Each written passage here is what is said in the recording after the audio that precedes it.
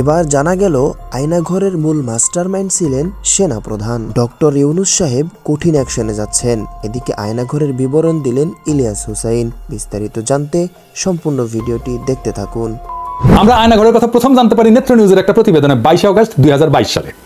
সারা দুনিয়া চমকায় ওঠে, কিছু ছবি বাইরে আসে আয়নাঘরে, কিভাবে বন্দীদের রাখা হয়, কারা কারা আছে আমরা জানতে পারি। ওই প্রতিবেদনে আমরা জানতে পারি ব্যারিস্টার আরমান আর ব্রিগেডিয়ার আজমি ওই আয়নাঘরে আছেন। ওই মৃত্যুপুরী থেকে বেঁচে ফিরে আসেন একজন ভাগ্যবান সেনা অফিসার কর্নেল হাসিনুর রহমান। জানেন যে আজকে আয়নাঘর পরিদর্শনে গিয়েছিল সরকারের উচ্চপদস্থ কয়েকজন উপদেষ্টা, প্রভাবশালী উপদেষ্টারা গিয়েছিলেন। কর্নেল হাসিনুর রহমান আছেন। আমি হাসান নাসির স্যার আপনার কাছে যাওয়ার আগে, যেহেতু আমাদের হাসিনুর রহমান দীর্ঘদিন এবং তিনিই মূলত এই আয়নাঘরের প্রথম আমরা তার মাধ্যমে জানতে পারি যে আয়নাঘর নামে কিছু একটা আছে এবং সেখানে কি ধরনের নির্যাতন হয়। আসসালামু আলাইকুম দর্শক শ্রোতা, এখন আমি আপনাদের সাথে গুরুত্বপূর্ণ দুইটি ভিডিও ফুটেজ শেয়ার করব। দয়া করে ভিডিওটি শেষ পর্যন্ত দেখবেন, শেষ পর্যন্ত না দেখে বাজে মন্তব্য করবেন না। দর্শক, মূল ভিডিওতে যাবার আগে আপনার কাছে আমার ছোট্ট একটি রিকোয়েস্ট, যদি আপনি চ্যানেলে নতুন দর্শক হয়ে থাকেন তাহলে অবশ্যই প্রত্যেক মুহূর্তের আপডেট পেতে আমার এই চ্যানেলটি সাবস্ক্রাইব করে পাশে থাকা বেল বাটনে ক্লিক করে রাখবেন। দর্শক, চলে আমরা প্রথমে একটি ভিডিও ফুটেজ দেখে নেই। গতকাল বেশ কয়েকটা গুরুত্বপূর্ণ ইতিবাচক ঘটনা ঘটে গেছে যা আমাদের রাজনৈতিক বিজয়ের কাছাকাছি নিয়ে গেছে। প্রথম কাজ প্রধান উপদেষ্টার আয়নাঘর পরিদর্শন। কেন এটা গুরুত্বপূর্ণ আসেন বুঝে দেখি। আমরা আয়নাঘরের কথা প্রথম জানতে পারি নেত্র নিউজের একটা প্রতিবেদনে 22 আগস্ট 2022 সালে। সারা দুনিয়া চমকায় ওঠে, কিছু ছবি বাইরে আসে আয়নাঘরে, কিভাবে বন্দীদের রাখা হয়, কারা কারা আছে আমরা জানতে পারি। ওই প্রতিবেদনে আমরা জানতে পারি ব্যারিস্টার আরমান আর ব্রিগেডিয়ার আজমি ওই আয়নাঘরে আছেন। ওই মৃত্যুপুরী থেকে বেঁচে ফিরে আসেন একজন ভাগ্যবান সেনা অফিসার কর্নেল হাসিনুর রহমান। উনি আমাদের জানান এই ব্রিগেডিয়ার আজমি এবং আরমান বেঁচে আছে, ওইখানেই আছে। এইখানে শুধু আটকায় রাখা হইতো না, নির্যাতন চালানো হইতো। আপনি জেলে যান অপরাধ কইরা, কিন্তু জানেন আপনি কবে ছাড়া পাবেন, আপনার পরিবার জানে আপনি কোথায় আছেন, আপনার আইনজীবী আপনার পক্ষে সওয়াল জবাব করতে পারে আদালতে, আপনার পরিবার আপনার সাথে দেখা করতে পারে, আপনি জেলে বই পড়তে পারেন, নামাজ পড়তে পারেন, খেলাধুলা করতে পারেন, গল্প করতে পারেন, অসুস্থ হইলে চিকিৎসা নিতে পারেন, ওইখানে হাসপাতাল আছে, ভালো মন্দ খাইতে পারেন। এখানে কিছুই নাই, কোনো বিচার নাই, শুধু পশুর মতো আটকায় রাখা। আর এটা কোথায়? ক্যান্টনমেন্টের ভেতরে। নেত্র নিউজের প্রত্যেকটা বর্ণ সত্যি ছিল। এটা ছিল হাসিনার গোপন বন্দিশালা, যাদের কোনোভাবেই আইনত কারাগারে রাখা যায় না, দণ্ড দেওয়া যায় না, তাদের এই আয়নাঘরে রাখা হইতো। আমরা জানতাম একটা আয়নাঘর আছে, কিন্তু অবিশ্বাস্য হইলেও আমরা জানছি একটা না 700 থেকে 800 এরকম গোপন বন্দিশালা ছিল। বাংলাদেশে যত আয়নাঘর আছে প্রত্যেকটা খুঁজে বের করা হবে। সোফার আমাদের কাছে গুম কমিশনের ইনভেস্টিগেশন অনুযায়ী এবং সিকিউরিটি ফোর্সে যা ইনভেস্টিগেশন করেছে আমরা জেনেছি এটার সংখ্যা কয়েকশো, মেবি 700 থেকে 800, এবং এইটা আরও বের হচ্ছে। এই আয়নাঘর পরিদর্শনের অনুমতি পায় গুম কমিশন সেপ্টেম্বর মাসে। 3 অক্টোবর আমরা জানতে পারি অনেক আলামত মুছে ফেলা হয়েছে, ভেঙে ফেলা হয়েছে দেওয়াল, রং করা হয়েছে নতুন কইরা। দেওয়ালে বন্দীরা অনেক কিছু লিখে রাখছিল, আমরা কিছু কিছু দেখতে পাচ্ছি এখনো আছে। তাদের কষ্টের কথা, তাদের যন্ত্রণার কথা লিখে রাখছিল, সেটা মুছে দেওয়া হয়েছে। জানুয়ারি মাসের 19 তারিখ সিদ্ধান্ত হয় প্রধান উপদেষ্টা যাবেন পরিদর্শন আয়নাঘরে। তারিখ ঠিক হয়েছিল 3 ফেব্রুয়ারিতে পরিদর্শন হবে, কিন্তু সেইটা স্থগিত হয়। 5 ফেব্রুয়ারিতে নেত্র নিউজই জানায় আর্মির চাপে এই পরিদর্শন হচ্ছে না। সংবাদে ছাপা ওয়াকারুজ্জামান বহু আকাঙ্ক্ষিত এই শক্ত গুরুত্বপূর্ণ কাজটা করতে প্রধান উপদেষ্টাকে বাধা দিছে। এখনো সে গুম, খুন, নির্যাতনকারী, ডাকাত প্রকৃতির দুর্বৃত্ত সেনা কর্মকর্তাদের পক্ষ নিয়ে প্রফেসর ইউনূসের সরকারের উপর নানা ধরনের বেআইনি এবং অন্যায্য অন্যায় চাপ সৃষ্টি করে যাচ্ছে এবং ভয়ভীতি দেখাচ্ছে। আয়নাঘরের বন্দী আজমি সাহেবকে ডেকে নিয়ে গেছিল ওয়াকার সাহেব, বলছিল স্যার এটা নিয়ে কথা বললেন না, আর্মির বদনাম হবে। আপনার কি দরকার স্যার, আপনি বলেন। তারপরে একটা কাজ করা হয়েছিল, জাতিসংঘের সাপোর্ট আনা হয়েছিল, আর্মি চিফ যেন এই চাপ অনুভব করে সেনাপ্রধানের সাথেও দেখা করছিল, কাম হয় নাই। টিএফআই যে আয়নাঘর ছিল ওইখানে প্রসিকিউশন টিম ভিজিট করতে গেছিল কিছুদিন আগে। যেদিন যায় সেদিন সেখানে একটা বালতিতে 5টা তাজা শক্তিশালী টাইম বোমা রাখা ছিল। প্রসিকিউশন টিমের একজনের চোখে ভাগ্যক্রমে বাড়ায় থাকা একটা তার চোখে পড়ে, তাই কোনো দুর্ঘটনা ঘটার আগেই সেই বোমাগুলোকে নিষ্ক্রিয় করা হয়। এতই শক্তিশালী ছিল সেই বোমা যে পুরা বিল্ডিং উড়ে যাইত। আল্লাহর কি কাম, হাসিনার বক্তিমা মারার ইচ্ছা হইল, পাবলিকে গেল খেইপা। 5 ফেব্রুয়ারিতে 32 নম্বরে চালানো হইল বুলডোজার, চুরমার করে দেওয়া হইল 32 নম্বর আওয়ামী লীগের তীর্থভূমি। আমি বলছিলাম এখন প্রধান উপদেষ্টাকে আয়নাঘর পরিদর্শন করতে হবে। 6 তারিখে সিদ্ধান্ত হইল তিনি যাবেন, সেটা বাস্তবায়ন হইল। তাহলে বুঝতে পারছেন 5ই ফেব্রুয়ারিতে 32 নম্বরে বুলডোজার চালানো কত বড় রাজনৈতিক বিজয় ছিল। ওয়াকারুজ্জামান পিছায় গেছিল, সে বাধ্য হয়েছে জনতার চাপে পিছু হতে। এইখানে সামি আলাপ তুলছে আল জাজিরার এক একটা ইউনিট আলাদা আলাদা, তাই আল জাজিরার তানভীর আছে কিন্তু সামির ইউনিটকেও ডাকা হয় নাই। এটা একটা অপরাধ হয়েছে, অন্যায় হয়ে গেছে, মহা অপরাধ হয়েছে। আর কি মায়ের ডাকে তুলিকে ডাকা হয় নাই, এটাও অন্যায় হয়েছে। এর জন্য নাকি দায়ী আদিলুর রহমান শুভ্রা, রেজনা হাসান। তুলি হইতেছে দুধ ভাত, আল জাজিরার 2 জনকে কেন ডাকা হয়নি, এটাই আসলে আসল ইস্যু। আচ্ছা এবার আপনারা বলেন আয়নাঘর নিয়ে আওয়ামী লীগেররা কি বলতেছে? বলতেছে কেন 6 মাস লাগলো ভিজিট করতে, বলতেছে না এটা এই সময় বানানো হয়েছে, বলতেছে না রং কেন নতুন, এটা বলতেছে না এটা নাটক, বলতেছে না। এখন বলেন এটা কোথায়? ক্যান্টনমেন্টে তো। কারা বাধা দিছে ভিজিটে? সেনাপ্রধান তো, তাই না? নেত্র নিউজে বলছে তো। আর জেনারেল বাধা দিছে, আলামত নষ্ট করছে ডিজিএফআই। ডিজিএফআই কারা থাকে? সেনা অফিসাররা থাকে, তার আন্ডারেই তো ছিল। তাহলে আজকের আলাপ কি হওয়া উচিত? আজকের আলাপ হওয়া উচিত ছিল সেনা প্রধানের অপসারণ, ঠিক কিনা বলেন? অন্তত সেনা প্রধানকে জবাবদিহি করতে বাধ্য করা। কিন্তু সামি আলাপ নিয়ে গেল কোথায়? আদিলুর রহমান আর রেজনা হাসানের পদত্যাগ। কোন জিনিসটা পলিটিক্যালি গুরুত্বপূর্ণ? ওয়াকারের সমালোচনা নাকি এই 2 উপদেষ্টার সমালোচনা? এমনকি পদত্যাগ দাবি করা। 2 উপদেষ্টা যদি আল জাজিরার আরেকটা ইউনিটকে না ডাইকা থাকে তাহলে তো খুব ঠিক কাজ করছে। আপনারাই বলেন আর একজনকে নেওয়ার যদি স্পেস থাকতো, আর একটা সাংবাদিককে, আর একটা সংবাদ মাধ্যমকে, তাহলে আল জাজিরার আরেকটা ইউনিটকে না ডাইকা এএফপিকে ডাকা উচিত ছিল না? এই এএফপির ইন্টারনেট কানেকশন ইউজ করে ইন্টারনেট ছাড়া অবরুদ্ধ বাংলাদেশে গণহত্যার খবর সবাইকে জানাতে পারছে দেশের বাইরে সবাই। এএফপির কি ভূমিকা ছিল ফ্যাসি বিরোধী লড়াই সেটা সবাই জানে। তাহলে কার হক বেশি, এএফপির নাকি আল জাজিরা, যাদের একজন আছে তারপর আরেকজনকে নিতে হবে? ন্যায্য বলে তো একটা বিষয় আছে। তুলিকে নেওয়া হয় নাই কারণ আগে সিদ্ধান্ত হয়েছিল ভিকটিমকে নেওয়া হবে, ভিকটিমের ফ্যামিলি না। ভিকটিমের ফ্যামিলি না হলে তুলির নাম 1 নম্বরে থাকতো। কিন্তু তুলি তো স্বামীর ইস্যু না, তুলির কথা আনছে তার নিজের দাবিটাকে স্ট্যাবলিশ করার জন্য। তুলি সম্পর্কে বলি, তুলি মায়ের ডাক সংগঠনকে নিয়ে এক অভাবনীয় প্রতিরোধ গড়ে তুলছিল হাসিনা রেজিমের বিরুদ্ধে। সেটা বাংলাদেশের ফ্যাসি বিরোধী লড়াইয়ের ইতিহাসে স্বর্ণাক্ষরে লেখা থাকবে। আমি তুলিকে প্রধান উপদেষ্টা বিশেষ সহকারী করার কথা বলছিলাম সেই অগাস্ট মাসে। আমার সেই প্রস্তাব এখনো আছে, তুলিকে বিশেষ সহকারী করতে হবে প্রফেসর ইউনূসের। তবে ইমিডিয়েটলি তুলিকে আইন মন্ত্রণালয়ের অধীনে যে হিউম্যান রাইটস কমিশন আছে তার কমিশনার নিয়োগ দেওয়া হোক। এটা ইমিডিয়েটলি 1 সপ্তাহের মধ্যে করা হোক। তুলিকে আমাদের দ্রুত কাজে লাগাইতে হবে, সে আমাদের সম্পদ এবং আমরা সবাই তুলিকে ভালোবাসি। আমি প্রয়োজনে প্রফেসর ইউনূসের সাথে কথা বলবো তুলিকে বিশেষ সহকারী করার জন্য। তবে হিউম্যান রাইটস কমিশনের কমিশনার হিসেবে কিছুদিন অভিজ্ঞতা সঞ্চয়ের পরে তাকে যেন বিশেষ সহকারী করা হয়। এইবার আসেন একটা গুরুত্বপূর্ণ বিষয় নিয়ে আলাপ করি। জাতিসংঘের ফ্যাক্ট ফাইন্ডিং কমিশন 1 জুলাই থেকে 15 আগস্ট পর্যন্ত যা যা ঘটছে তার একটা রিপোর্ট করছে। সেইখানে তারা বলছে হাসিনা সরকার গুরুতর মানবাধিকার লঙ্ঘন করছে। এটা হাসিনার নির্দেশেই হয়েছে। এমনকি হাসিনা আন্দোলনের সংগঠক এবং সমন্বয়কদের হত্যা করে তাদের লাশ গুম করে ফেলার নির্দেশ দিচ্ছিল বলে জানাইছে জাতিসংঘ। তবে এই রিপোর্টের 7 নম্বর পয়েন্টটা খুব গুরুত্বপূর্ণ। ইংরেজি যেহেতু কইছে তাহলে ঠিকই কইছে, কিন্তু আমি বাংলা করে কইতেছি। কইছে সেনাবাহিনীর দ্বৈত ভূমিকা। সেনাবাহিনী দ্বৈত ভূমিকা পালন করেছে। প্রথমে রাষ্ট্রীয় দমন পীড়নের অন্যতম প্রধান শক্তি হিসেবে, তারপরে শেখ হাসিনার শাসনের অবসান ঘটায় ক্ষমতার পরিবর্তন ঘটানোর ক্ষেত্রে গুরুত্বপূর্ণ ভূমিকা রাখে। 2024 সালের 20 জুলাই সেনাবাহিনী মোতায়েন করা হয়, যারা পুলিশ, র্যাব, বিজিবির সঙ্গে মিলে সহিংস দমন পীড়ন চালায়। সেনারা বিক্ষোভকারীদের উপর সরাসরি গুলি চালায়, আমরা ভিডিও দেখছি, যার ফলে বিচার বহির্ভূত হত্যাকাণ্ড ঘটে এবং গণগ্রেপ্তার অভিযানে চালানোর জন্য একটা আড়াল সৃষ্টি করে পুলিশ বাহিনীকে। প্রাক্তন সিনিয়র কর্মকর্তাদের সাক্ষ্য অনুযায়ী সেনাবাহিনী হত্যাকাণ্ড সম্পর্কে অবগত ছিল এবং এটা প্রতিরোধের কোনো পদক্ষেপ নেয়নি।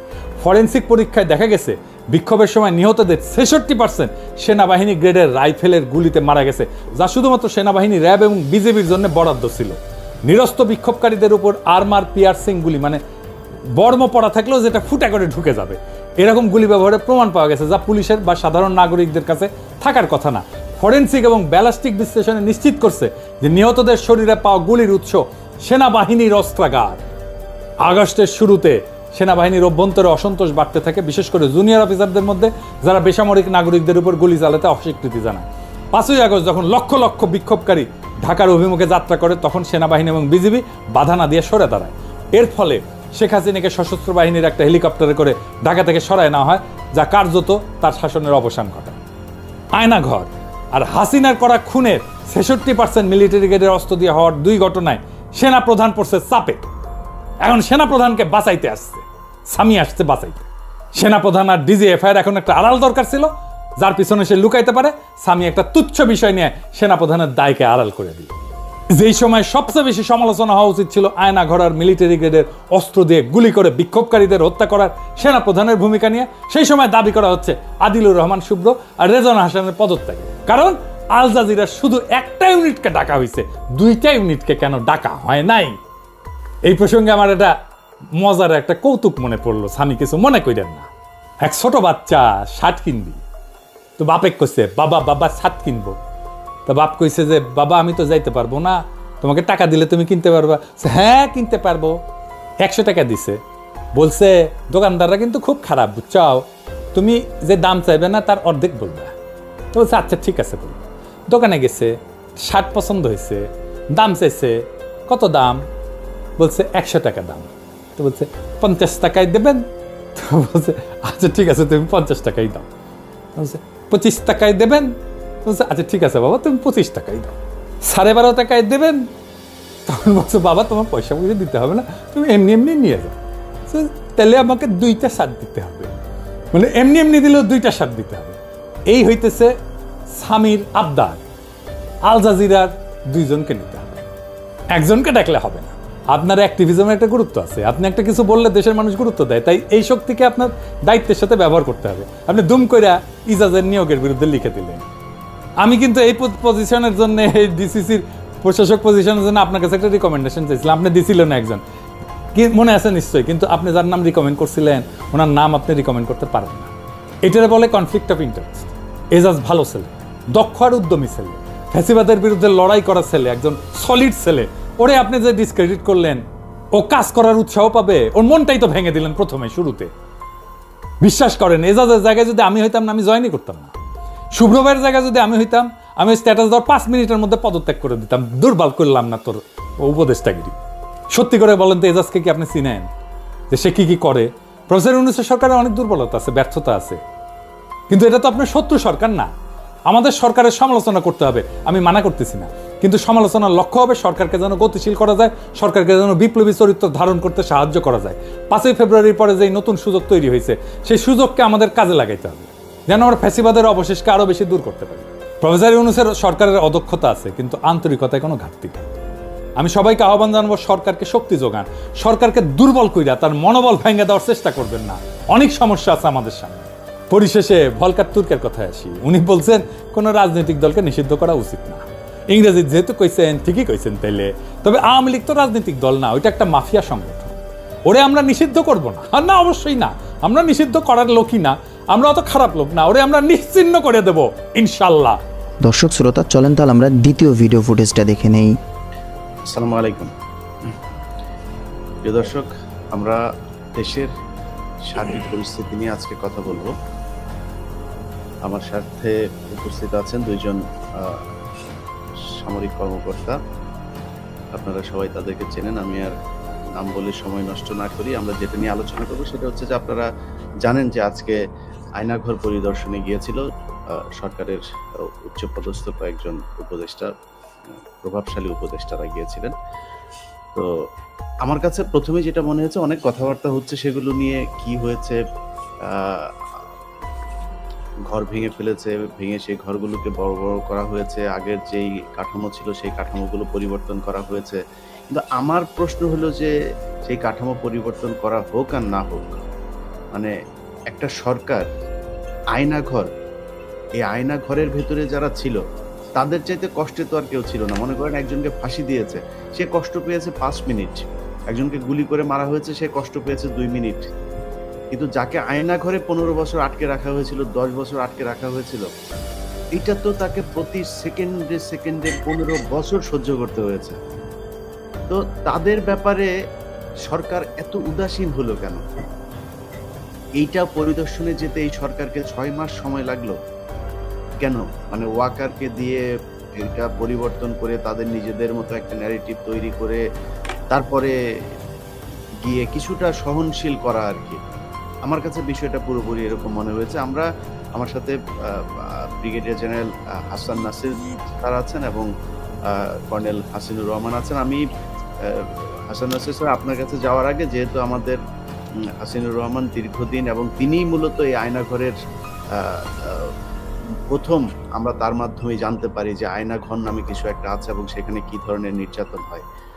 কর্নেল হাসিনুর, আমি যে কথাটা বলছিলাম যে 6 মাস লাগলো কিনা এটা একটা প্রশ্ন। আরেকটা প্রশ্ন হচ্ছে যে আমরা বিভিন্ন পত্রিকা টেলিভিশনে তাদের ভিডিওতে দেখলাম, আমার বাংলা এডিশনেও এটা নিউজটা হয়েছে, আমি কোথাও আপনাকে দেখলাম না।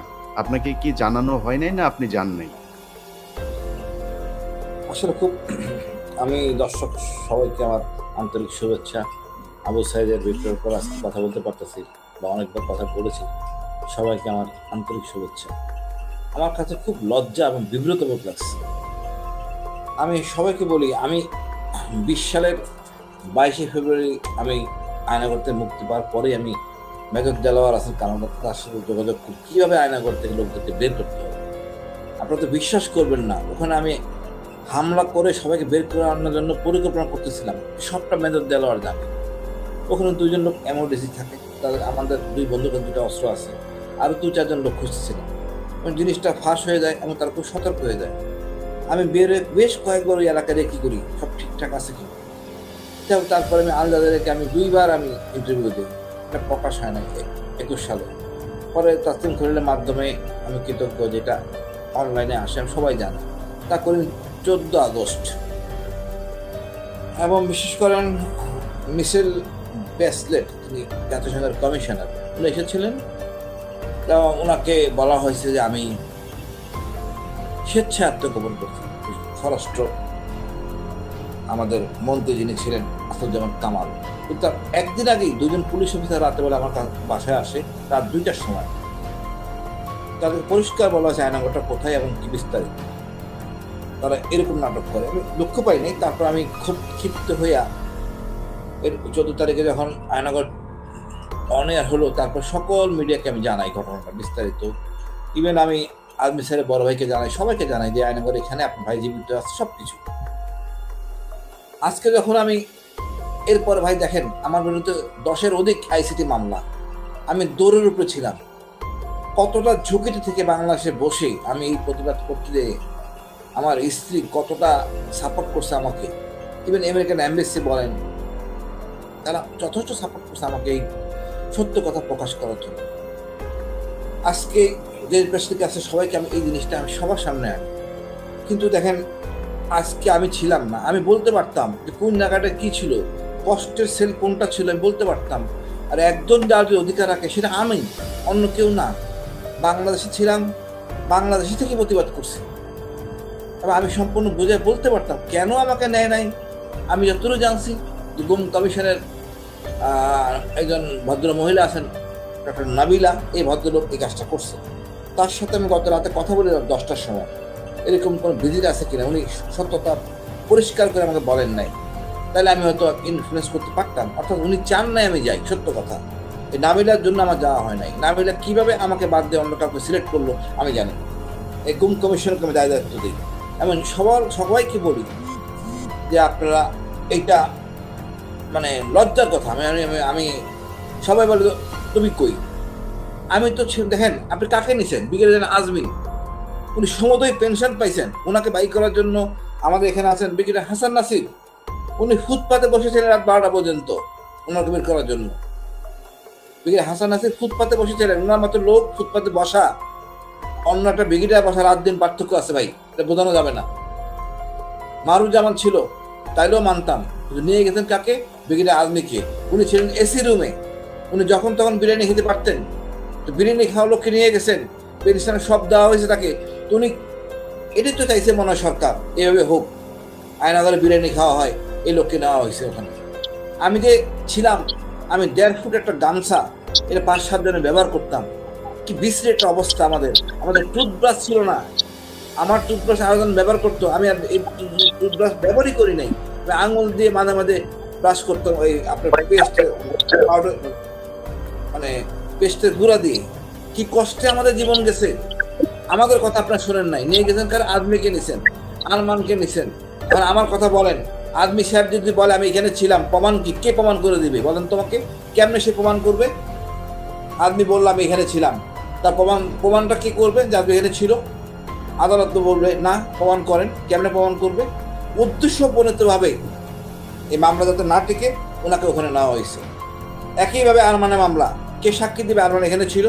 ইলিয়াস ভাই আইনের দিকে আসেন, আইনে কিন্তু এটা বলে, একমাত্র আমি প্রমাণ করতেছি, আমি দেখছি। এখন তো আপনি আমাদেরকে মানে চিহ্নিত করে ফেললেন যে এইভাবে, মানে আমি তো কোনো ফ্যাসিজম যাই না এখনো। এর মাধ্যমে প্রমাণিত হচ্ছে হাসিনা ফ্যাসিস্ট, এক হাতের হাতে ধরা। আমার আই উইটনেস ছিল, ডকুমেন্ট, ফিজিক্যাল ডকুমেন্ট ছিল, আমার অস্ত্র সিজার লিস্ট ছিল। নাবিলা সব জানে। নাবিলা উদ্দেশ্যপূর্ণতভাবে অসৎ উদ্দেশ্যে আমাকে নেয় নাই বা আমার নামটাকে ইনক্লুড করে নাই। ও যদি একজন লোকের নাম দেওয়ার কথা ছিল সেটা আমার নামই হওয়ার কথা ছিল, আর দুইজন লোকের নাম হলে ব্রিগেডিয়ার হাসান নাসির নাম থাকবে। আমরা ফাইট করে ওনাদেরকে বের করছি, অন্য কেউ না। 5 তারিখ রাত পর্যন্ত যে ছিল ওখানে আদমি স্যার, সেনাপ্রধান জানতেন না? অন্যান্য উপদেষ্টারা জানতেন না? আসিফ নজরুল জানেন না আমি কি করছি? কেন ওনারা বলেন না আমার কথা? কেন বলেন ওনারা? এখন সবাই ভালো হয়ে গেছে, উনি বের হয়ে এসে বলছেন সেনাপ্রধান আমার ছাত্র। এটা শোনার জন্য তো জনগণ বসে নাই। 8 বছর আদমি স্যার কষ্ট করছে, বাট এই বক্তব্য শুনি নাই। উনি যখন সকল কিছু পাইছেন, ওনাকে নিয়ে গেছেন ওখানে একটা ফ্যাশন শো করার জন্য। হেসে হেসে উনি কথাবার্তা বলতেছেন, ওখানে ফুর্তি করতে গেছেন, স্মৃতিচারণ করতেছেন। কষ্টের জায়গা তো উনি দেখেন নাই, কি কষ্টে আমরা ছিলাম ওখানে। মশার কামড় থেকে শুরু করে উনি ছিলেন এসি রুমে। আমার কাছে লজ্জা। এখন এই ফ্যাসিস্টটা এখনো রয়ে গেছে। আমি জানি না কার মানে কাকে সার্ভ করতেছে এই গুম কমিশন। অযথা গুম কমিশন জাস্টিফাই করবে, হ্যাঁ গুম হয়েছে, দ্যাটস অল। কোন মামলা আইসিটিতে যাবে কি যাবে না এটা গুম কমিশনের দায়িত্ব না, তারা এখানে ইন্টারফেয়ার করতেছে। আমি সবাইকে বলবো আপনার গুম কমিশনে যাওয়ার দরকার নাই, প্লিজ আইসিটিতে যান, যোগ্য লোক আছে, আপনার মামলা বুঝে নেবে, তারা মামলা করবে। আমি খুব লজ্জা, আগে আমি প্রশংসা করছি আমি গুম কমিশনের, এখন আমি ঘৃণা করি পরিষ্কার ভাবে। আর আমি কি বলবো, ব্রিগেডিয়ার হাসান নাসির স্যার, আমরা যে বক্তব্য শুনলাম আপনার কাছ থেকে একটু মানে হইতে চাই, আমরা একটু সুস্থ হইতে চাই যে না আপনার things going to right direction. আমরা মানে কি বলবো যে হতাশ হইতে চাই না, কিছু আশাব্যঞ্জক কথাবার্তা বলেন একটু স্যার। আশাব্যঞ্জক কথা আপনাকে শোনাতে গেলে আমাকে আগে নিজে আশান্বিত হইতে হবে। সত্যিকার অর্থে আমি আজকের এই ঘটনার পরে আমার ধারণা হয়েছে যে গুম কমিশন নিজেই হয়তো গুম হয়ে গেছে, এবং আমরা জানি যে এই যারা এইগুলোর সাথে জড়িত ছিল তাদের দে হ্যাভ এনাফ মানি, তাদের এত টাকা তারা অবৈধভাবে এই দেশ থেকে লুট করেছে যে তাদের জন্য 2-4 জন লোককে কিনে ফেলা কোনো ব্যাপারই না। আমার ধারণা সেরকম কিছু একটা হয়েছে কিনা, যে গুম কমিশন এই ধরনের একটা খুব ন্যাক্কারজনক একটা আজকে রোল প্লে করেছে। এবং আমি নিশ্চয়ই এটা যদি এককভাবে গুম কমিশনের সিদ্ধান্ত হয়ে থাকে তাহলে অবশ্যই, এবং কর্নেল হাসিন যেটা বলেছে যে এটা নাবিলার একটা রোল আছে, সেই এটা নিয়ন্ত্রণ করেছে, সে একটা কমান্ডিং রোলে এই কমিশনকে নিয়ে গেছে, সে ডিসাইড করছে কে যাবে কে যাবে না, এবং সে অবশ্যই তাকে এখন সন্দেহ করার যথেষ্ট সুযোগ আছে। এবং এই বিষয়টা আমি চাচ্ছি যে গুম কমিশনের চেয়ারম্যান এবং যারা এটার সাথে উপদেষ্টা পরিষদে যারা জড়িত আছে তারা অবশ্যই এই বিষয়টাকে সিরিয়াসলি নেবেন। আমি এই জিনিসটা জানার সাথে সাথে আমি ল অ্যাডভাইজার ওনাকে মেসেজ দিয়েছিলাম যে এই আয়নাঘর যে পৃথিবীকে পরিচয় করিয়ে দিয়েছে আয়নাঘরকে, সেই হাসিনকে বাদ দিয়ে কি করে আজকে গুম কমিশন মাননীয় প্রধান উপদেষ্টা ভিজিট করতেছেন। আমি এখনো পর্যন্ত তার কোনো রেসপন্স পাইনি। আমি চিফ অ্যাডভাইজারের প্রেস সেক্রেটারিকেও মেসেজ দিয়েছি, উনিও কোনো উত্তর দেন নাই। কে কে এটার সাথে জড়িত, এই ষড়যন্ত্রের সাথে জড়িত আমি জানি না, তো অবশ্যই এটার মধ্যে একটা এই চিফ অ্যাডভাইজারের এই পিএস কাকে করেছেন? শফিক ভাইকে মেসেজ চিফ অ্যাডভাইজারের না, চিফ অ্যাডভাইজার তো Asif Nazrul sir, press secretary adviser না, চিফ অ্যাডভাইজার তো আসিফ নজরুল।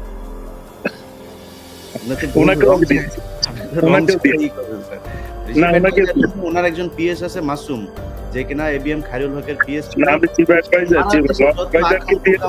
সবকিছু করতে জানা আমি আসিফ নজরুল সাহেবকে দিয়েছি এবং চিফ অ্যাডভাইজারের প্রেস সেক্রেটারি যিনি ওনাকে মেসেজটা দিয়েছি। যেহেতু এই দুজনের সাথে আমার যোগাযোগ আছে, আমি আশা করেছিলাম যে তারা কিছু একটা বলবে, কিন্তু এখনো পর্যন্ত বল নাই। তো আমি মোটামুটি হতাশ, সত্যিকার অর্থে। আমরা যেভাবে হতাশা দিন দিন বেড়ে যাচ্ছে, কেননা কোনোখানেই আমরা পরিবর্তন দেখছি না স্বৈরাচারের এই কার্যকলাপের। এবং সব থেকে মজার ব্যাপার হচ্ছে সবাই সম্মিলিতভাবে কাজ করছে, কিন্তু একজন আরেকজনের ঘাড়ে দোষ চাপাচ্ছে। এই গুম কমিশন বলতেছে আমরা জানি না, ডিজিএফআই অ্যালাউ করে নাই। ডিজিএফআই বলছে আমরা কিছুই জানি না, এটা অমুক করছে অমুক। তারপরে তাকে জিজ্ঞেস করলে বলছে আমি করি নাই, এটা গুম কমিশন করছে। এইভাবে একজন আরেকজনের, সত্যিকার অর্থে আমার ধারণা যে তারা সবাই সম্মিলিতভাবে সিদ্ধান্ত নিয়েই ঠিক করেছে যে কে গেলে জিনিসটা এন্ড অফ দি ডে এই জিনিসটা হয়তো প্রমাণ করা যাবে না আইনের চোখে। একই ঘটনা কিন্তু বিডিআর এর হত্যার ব্যাপারেও হচ্ছে। একটা বিষয় আছে যে কোনো কাউকে হত্যাকারী হিসেবে যদি প্রমাণ করতে চাই, তাহলে তার নিজে স্বীকার করতে হবে যে আমি হত্যা করছি, অথবা তার একজন আই উইটনেস লাগবে যে আমি তাকে দেখেছি হত্যা করতে, বা এই ষড়যন্ত্রে হত্যাকারীর সাথে ষড়যন্ত্র করতে দেখেছি। এই লোকগুলা, এই সৈনিকগুলা কিন্তু এখন বিভিন্ন দণ্ডে দণ্ডিত হয়ে জেলে আছে, হয় ফাঁসির আসামি, নাহলে যাবজ্জীবন, না হলে 8-10 বছর 12 বছর।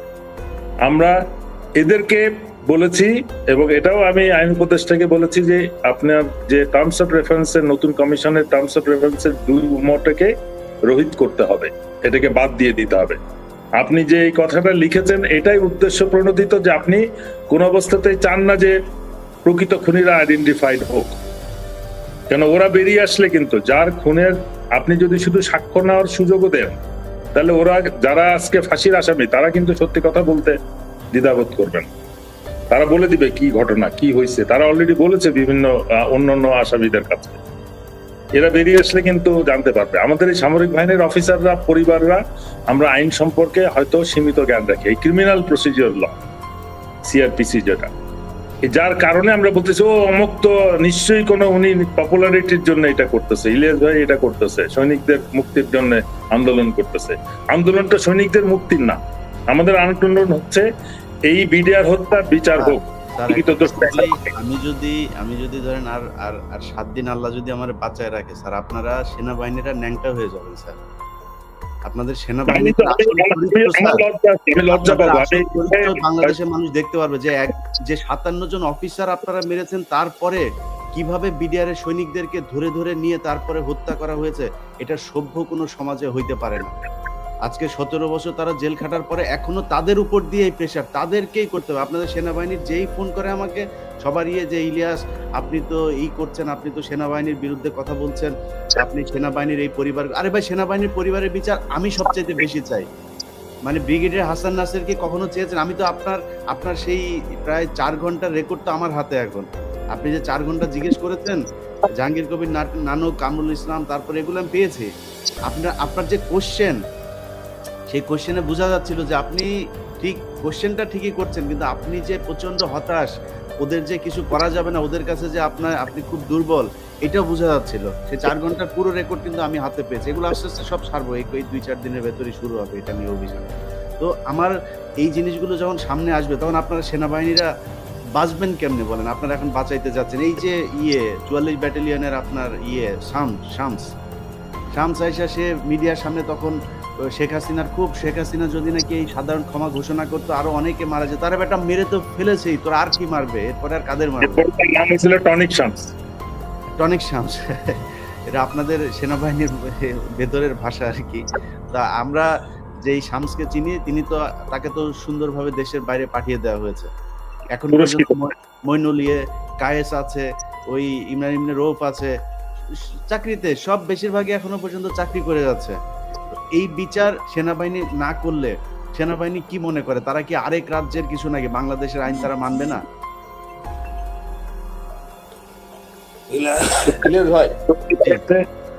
বলো স্যার, আপনি বলেন স্যার, আমি বলবো না। আমি সত্যিকার অর্থে জনগণের যে কালচারটা আমাদের চেঞ্জ করতে হবে, যে জনগণের ট্যাক্সের টাকায় সশস্ত্র বাহিনীকে পালা হয়, গড়ে তোলা হয়।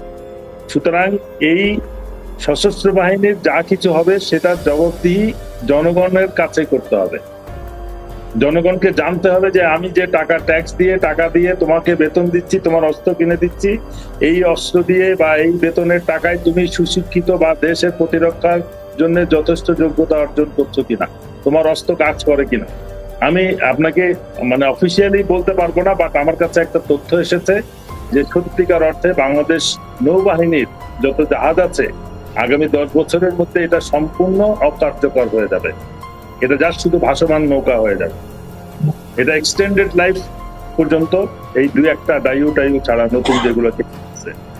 তো এই অবস্থা যদি হয় তাহলে তো আমাদেরকে জানতে হবে যে আমরা একটা সেরিমোনিয়াল বাহিনী নাকি সত্যিকার অর্থে যুদ্ধে মানে অংশগ্রহণ করে জয়লাভ করার জন্য বা একটা অবস্থানে আমাদেরকে প্রতিরক্ষা ব্যবস্থা নিশ্চিত করার জন্য আমরা এই বাহিনী থেকে পাচ্ছি। এই জিনিসটা তো আমরা নিশ্চিত না যে আমাদের বাহিনী তাদের দেওয়া দায়িত্ব পালনে সক্ষম কিনা। কথা শোনা যাচ্ছে? ও সরি স্যার, কালকে আমি একটা তথ্য পেলাম, DGFI sir colonel Mohammad Ali কে চেনেন? আমি চিনি না। আচ্ছা, মেজর তানভীর কে চেনেন? এনএসআই তে আছেন, 64 লং কোর্সে। না, আছে চিনতে পারে, অনেক জুনিয়র আমাদের।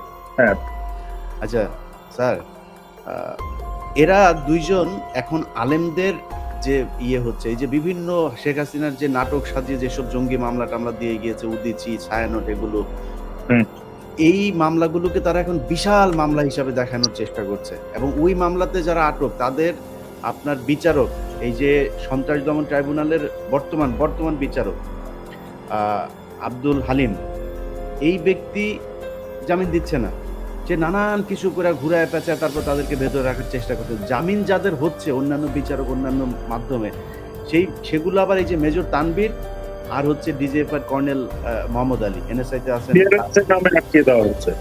আটকায় দেওয়া হচ্ছে। এই দুইজন, আমি নাম সহ বললাম, তাদের ফোন নাম্বারটাও চাইলে এখন দিয়ে দিতে পারি, কিন্তু এটা করা ঠিক হবে না। তো আমি আপনাদেরকে বলবো, এটা সেই বাংলাদেশ না যে সেনাবাহিনীর আগে যেরকম একদম হাসিনা সেনাপ্রধান থেকে সবার করবেন, কেউ কথা বলতে পারতো না, সেই জায়গায় সেনাবাহিনী না। এখন মানুষ কথা বলতে পারে, আপনারা কিন্তু বিপদে পড়বেন। যারা এখনো পর্যন্ত আলেমদেরকে শেখ হাসিনার সময়ে ছাত্র দলের যেসব কর্মীরা শেখ হাসিনার বিরুদ্ধে পোস্ট করার কারণে জেলখানা আছে, তারা এখনো পর্যন্ত জেলে। টোটাল প্রায় 5000 এখনো মানুষ জেলে আছে। বিএনপি, জামায়াত এবং এই হেফাজত সহ সাধারণ মানুষ যারা কিনা শেখ হাসিনার বিরুদ্ধে পোস্ট করতো, কথা বলতো, তো তাদেরকে খুব দ্রুত ছাড়তে হবে। আমরা মার্চের 10 তারিখ পর্যন্ত একটা আলটিমেটাম দিয়েছি, সেটা যদি না হয় তাহলে কিন্তু হুজুরদের দিয়ে কিন্তু মাঠে নামাই দেবো। তখন দেশের পরিস্থিতি আন্তর্জাতিক জঙ্গি নাটক এটা কমিশন করতে হবে, সবাইকে ছাড়তে হবে। আমি এদেরকে দণ্ডিত করতে হবে, বিচারক দণ্ড দিচ্ছে তাদেরকে বিচার আনতে হবে। দেশটা কারো বাবার মূল্য না, যার তারা জঙ্গি মানে ফেলবে, যারা তারা জেলে পাঠিয়ে দিবেন। আপনি দেখি নাই যে ডান্ডা বেড়ি লাগায় নিয়ে এসেছেন এই লোকদেরকে, কি কষ্ট দেন নাই আপনারা? এখন আইসিটিতে জিয়া সাহেব ফুর্তি করে ছুট করে আসেন ফাঁকি দিতে, এমনটা কথা ছিল না? আমাকে যখন এরা গুম করেন তখন তো আমাকে এভাবে রাখেন নাই, ফলো রাখছিলেন। আমরা এখন আমরা এই কথা আমি আজকে খুব ক্ষিপ্ত হয়ে আমি উপদেষ্টাকে বলছি, স্যার ছিলেন সামনে, মইনুল আহমেদের সরকারকে যেটা বলছিলাম আমরা, ঘৃণিত সরকার, এই সরকার যদি বলি ওয়াকারের সরকার, ভুল হবে না। কেন অলরেডি ইকবাল করিম ভুইয়া যেন আকবর বলে দিয়েছেন, ওনারা সিলেক্ট করছেন। সুতরাং জিনিসটা পরিষ্কার, আমরা কাকে সার্ভ করতেছি, এই টিম না বি টিম, এটা আওয়ামী লীগের বি টিম। তো আমাদের কত সোচ্চার হইতে হবে আবার, স্ট্যান্ডার্ড বিপ্লব, অসহমত বিপ্লব, এছাড়া উপায় নাই। কারণ আমরা দেখতেছি না কাজ হচ্ছে না। এতদিন লাগবে কেন প্রধান উপদেষ্টা আসতে আমাদের গুমের ঘর দেখতে? আচ্ছা কর্নেল হাসিন, তারপরে আমরা ভাই আবেদন করছি, প্রধান উপদেষ্টা কোনো খবর নাই। কর্নেল হাসিন স্যার, আমি স্যার একটা কোশ্চেন করি। আজকে যেটা দেখলাম আমরা, এটা আপনি যখন ছিলেন, মানে এই জায়গাগুলো তো আপনার পরিচিত, এর কাঠামোগত কোনো পরিবর্তন হয়েছে? ওই মানে আয়নাঘরের অবস্থানটা, জি জি, আমরা দেখলাম অনেক দেয়ালের, মনে হচ্ছে যে এখানে আরেকটা দেয়াল ছিল। মূল জিনিসগুলো আমি তো বলেছিলাম, রক্ত মাখা, মোবাইলে লেখা, মানে খুব দুঃখজনক জিনিসগুলি সব ভেঙে ফেলছে। অনেকখানি কিছু আছে তারপর ভেঙেছে, এদের রেজিস্টার ছিল, সেগুলি কই? ওখানে তো এমনি বিচার করা যাবে না, ওইখানে কোর্ট বসাইতে হবে। ওইখানে কোর্ট বসে কারা ছিল সবকে ধরে আনতে হবে। এতদিন নরম ছিলাম, ভদ্র ছিলাম, আজকের আচরণ এটা নাবিলার হোক আর গোয়েন্দার হোক, কোনো ছাড় নাই। ওইখানে বিচারে বসাইয়া ডাইকে আইনে ধরে আনতে হবে, কোথায় গেলে জিনিসগুলো জবাব দাও। এবং এটা খুব ডিফিকাল্ট কাজ না। এমওডিসির লোক ছিল, এমওডিসির দলিল নথিপত্র নিয়ে আসতে হবে, কারা এখানে ডিউটি করছে আমি নিজে দেখাই দিব। আমার খুব মেজাজ খারাপ হয়েছে, আরামায় ফুর্তি করা লোকদের নিয়ে গেছেন ওখানে, মানে স্মৃতিচারণ করার জন্য। মাইকেল চাকমারে যদি নিতেন তাও মনে করতাম যে আমাদের একটা ছোট ভাই, একটা ছোট জাতির একটা প্রতিনিধি, উনি বিপক্ষে ছিলেন বলে আনছেন, তাও মেনে নিতাম। কিন্তু আপনি যাদের নিছেন এটা লজ্জা।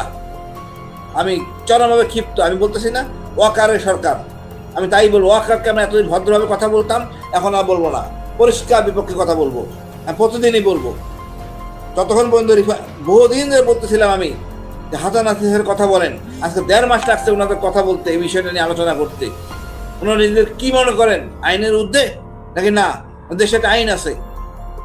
একটা জিনিস ইলিয়াস ভাই বলি, এই যে অফিসারদের ওয়ারেন্ট হয়েছে আজকে 12 তারিখ, যোগদান করে নাই, তাদের অবর্তমানে যে বিচার হয় তারা নিজেরা বলতে পারবে না কখনো জামিনের অপরাধ, তো তারা হাজির হয় নাই। সেনাপ্রধান তারা রক্ষা করতে পারবে না, এবং তাদের অবর্তমানে বিচার হওয়ার ব্যবস্থা করতেছে সেনাপ্রধান। সেনাপ্রধান ভুলে গেছেন বিএনপি সরকারের সময় বিএনপির আইজিপি এক ওই সার্জেনের সিলেট না দেওয়ার জন্য আইজিপি বাড়ি চলে গেছে। স্যার মনে আছে আপনার? স্যার এক ট্রাফিক সার্জেন সেলুট দেয় নাই, আইজিপি বাড়ি চলে গেছে বিএনপি সরকারের সময়, বিএনপির আইজিপি। আর এটা তো গুম খুন, চরম মারাত্মক অবস্থা। ইলিয়াস ভাই আমি এই যে কতটা মাস বছর, ইলিয়াস ভাই আমার এই যে 1 বছর 6 মাস 14 দিন আমার পরিবার, আমি যা পছন্দ করতাম তা খাই নাই, কান্নাকাটি, বাচ্চারা এক জায়গায় ঘুমাইতো, বাবাকে খুঁজতো, এক কলিং মিল দৌড়ে যাইতো। এদের যে কষ্ট সেই পর্ব তো বলি নাই, আমার যে কষ্ট সেটা বলি নাই, চুপ ছিলাম। এখন তো চুপ থাকার কায়দা নাই, এখন বই লিখতেছি একটা সব ফাঁস করে দিব। ওখানে গুম কমিশন অনৈতিকতা উল্লেখ করবো, ইনশাল্লাহ বই লিখবো, ডকুমেন্টারি করবো, কাউকে ছাড় দেওয়া যাবে না। কোন ক্ষমতা বলে আপনি এই অপরাধীদেরকে আপনি বিচার করবেন সেনাবাহিনীতে? আপনি এমন কি করছেন? তার 5 তারিখ পর্যন্ত গুলি করে নাই সেনাবাহিনী, 5 তারিখ পর্যন্ত বিডিআর গুলি করে নাই। 5 তারিখ সকালবেলা আমি মিরপুর ডিসিতে বেরোতে গেছিলাম, প্রেস ক্লাবে যাব, আমাকে 1.5 ঘন্টা ডিলে করে দেওয়া হয়েছে। যে ব্রিগেড কমান্ডার, সে ব্রিগেড কমান্ডার আজকেও সেখানে হাজির আছেন। এখন বলেন কি করা যাবে? এটা কি আওয়ামী লীগ সরকার না নতুন সরকার, বিপ্লবী সরকার? না না স্যার, এইবার সময় খালি মানে পরিচয় দিয়ে সরাসরি ব্যবসায়ীদের ডেকে ডিজিএফ অফিসে নিয়ে 100 কোটি 500 কোটি টাকা চাঁদাবাজি করা হইতো। এবার আর পরিচয় দিয়ে করা হচ্ছে, এবার গোপনে মানে সব ইউনূস সরকারের উপরে দোষ চাপায় করা হচ্ছে, বাট ওই সেম জিনিসগুলোই হচ্ছে। তো পরিবর্তনটা কি জানেন? 111-এ কেউ বলতে পারে না 111-এ এই যে চামচা আরেকটাকে ঢুকাইছে, আপনার মনির হায়দারদের মতো চামচারা তখন আপনার ডিজিএফআর হয়ে কাজ করে। এখন কিন্তু বাইরের লোকজন আছে, আমরা আল্লাহর রহমতে যদি বাঁচায় রাখে সেনাবাহিনী ওই সুবিধা পাবেন না, এবং রিটায়ারমেন্টে যাবেন মেয়ে ছেলে জামাই 14 গোষ্ঠী নিয়ে অপমান করতে থাকবো, সারা জীবন অপমানিত হবেন। আর আসিফ নজরুল এই যে সুযোগ পেয়ে আপনি যে সেনাবাহিনীর চরের মতো কাজ করছেন, মূল চর তো সেনাবাহিনীর চরটা তো মূলটা হলো আসিফ নজরুল, এবং সে তাদের পছন্দের সব লোকজনকে ইউনূস সরকারের ভেতরে ঢুকাচ্ছে। তো আমরা এই জিনিসগুলো অবশ্যই মনে থাকবে। আপনাদের মতো সেনাবাহিনীতে দেশপ্রেমিক অনেক মানুষ আছে, তারা এখন কাজ করছে। আমরা তো একদম ঢালাওভাবে সেনাবাহিনীকে নিয়ে কথা বলতে পারবো না, সেই কি বলবো যে মানে ভুলটা আমরা নিজেরাও করতে চাই না। কিন্তু আমরা সেনাবাহিনীর কাছে এইটুকু দাবি করব যে 25শে ফেব্রুয়ারি বাংলাদেশে যে হত্যাযজ্ঞ হয়েছে, সেই হত্যাযজ্ঞের মধ্যে বিডিআর সদস্যরা যেমন কেউ জড়িত, তারা ঘটনার পরিপ্রেক্ষিতে সেটার সাথে জড়িয়েছে, কিন্তু এটা মূল পরিকল্পনার সাথে এই হত্যাকাণ্ডকে ঠেকানো যেত, সেই যারা ঠেকায়নি, যারা এটাকে হতে দিয়েছে, তারা হচ্ছে মূল সেনাবাহিনী। এবং আমি কালকে আপনারা দুইজনকে আমি বিষয়টা জানিয়ে রাখি যে একজন সৈনিকের সাথে কথা বলছিলাম, দেখেন কত নির্মম, কত নিষ্ঠুর ওরা। সেই ব্যক্তি 10 মাস চাকরি করেছে 25 তারিখের পরেও, একজন মেজরকে সে বাঁচিয়েছে। সেই মেজর আবার বের হয়ে বক্তব্য দিয়েছেন যে হ্যাঁ আমাকে এই সিপাহী এরা আমাকে বাঁচিয়েছে। তাকে এই 10 মাস বলা হয়েছে যে হ্যাঁ তুমি গ্রেট জব করেছো, তাকে ইন্সপায়ার করা হয়েছে। 10 মাস পরে হঠাৎ করে তাকে সে ছুটি দিয়ে গেছে, আসার পরে তাকে গ্রেপ্তার। প্রথমে বলেছে যে তোমাকে সাক্ষী হইতে হবে, কি সাক্ষী, এই সাক্ষী দিতে হবে। সে বলছে না স্যার আমি তো এরকম না, আমি শুধু একটা জিনিস দেখেছি যে মেডিকেল কোরের কয়েকজন ডাক্তার, আর্মি অফিসার এরা এসেছিল, আমি ওনাদেরকে বাঁচিয়েছি, আমি তো এইটাই জানি, এর বাইরে তো আমি ভেতরে কি হয়েছে জানি না। বলছে না তোমাকে এটা বলতে হবে। তাকে নিয়ে গিয়েছে 62 দিন আটকে রাখা হয়েছে সিআইডি অফিসে। স্যার আপনি মানে চিন্তা করতে পারেন যে সিআইডি অফিসে পর্যন্ত গিয়ে সেনাবাহিনীর লোক, মেজর বেলায়েত এবং মেজর শফিক, এই দুইজন তাকে নির্মম নির্যাতন করেছে। বারবার একটা কথা বলেছে যে তুই বলতে পারবি না যে সেনাবাহিনীর অফিসারকে তুই বাঁচিয়েছিস, এইটা তোর ভুলে যাইতে হবে, এটা যদি বলিস তাহলে তোর মেরে ফেলবে।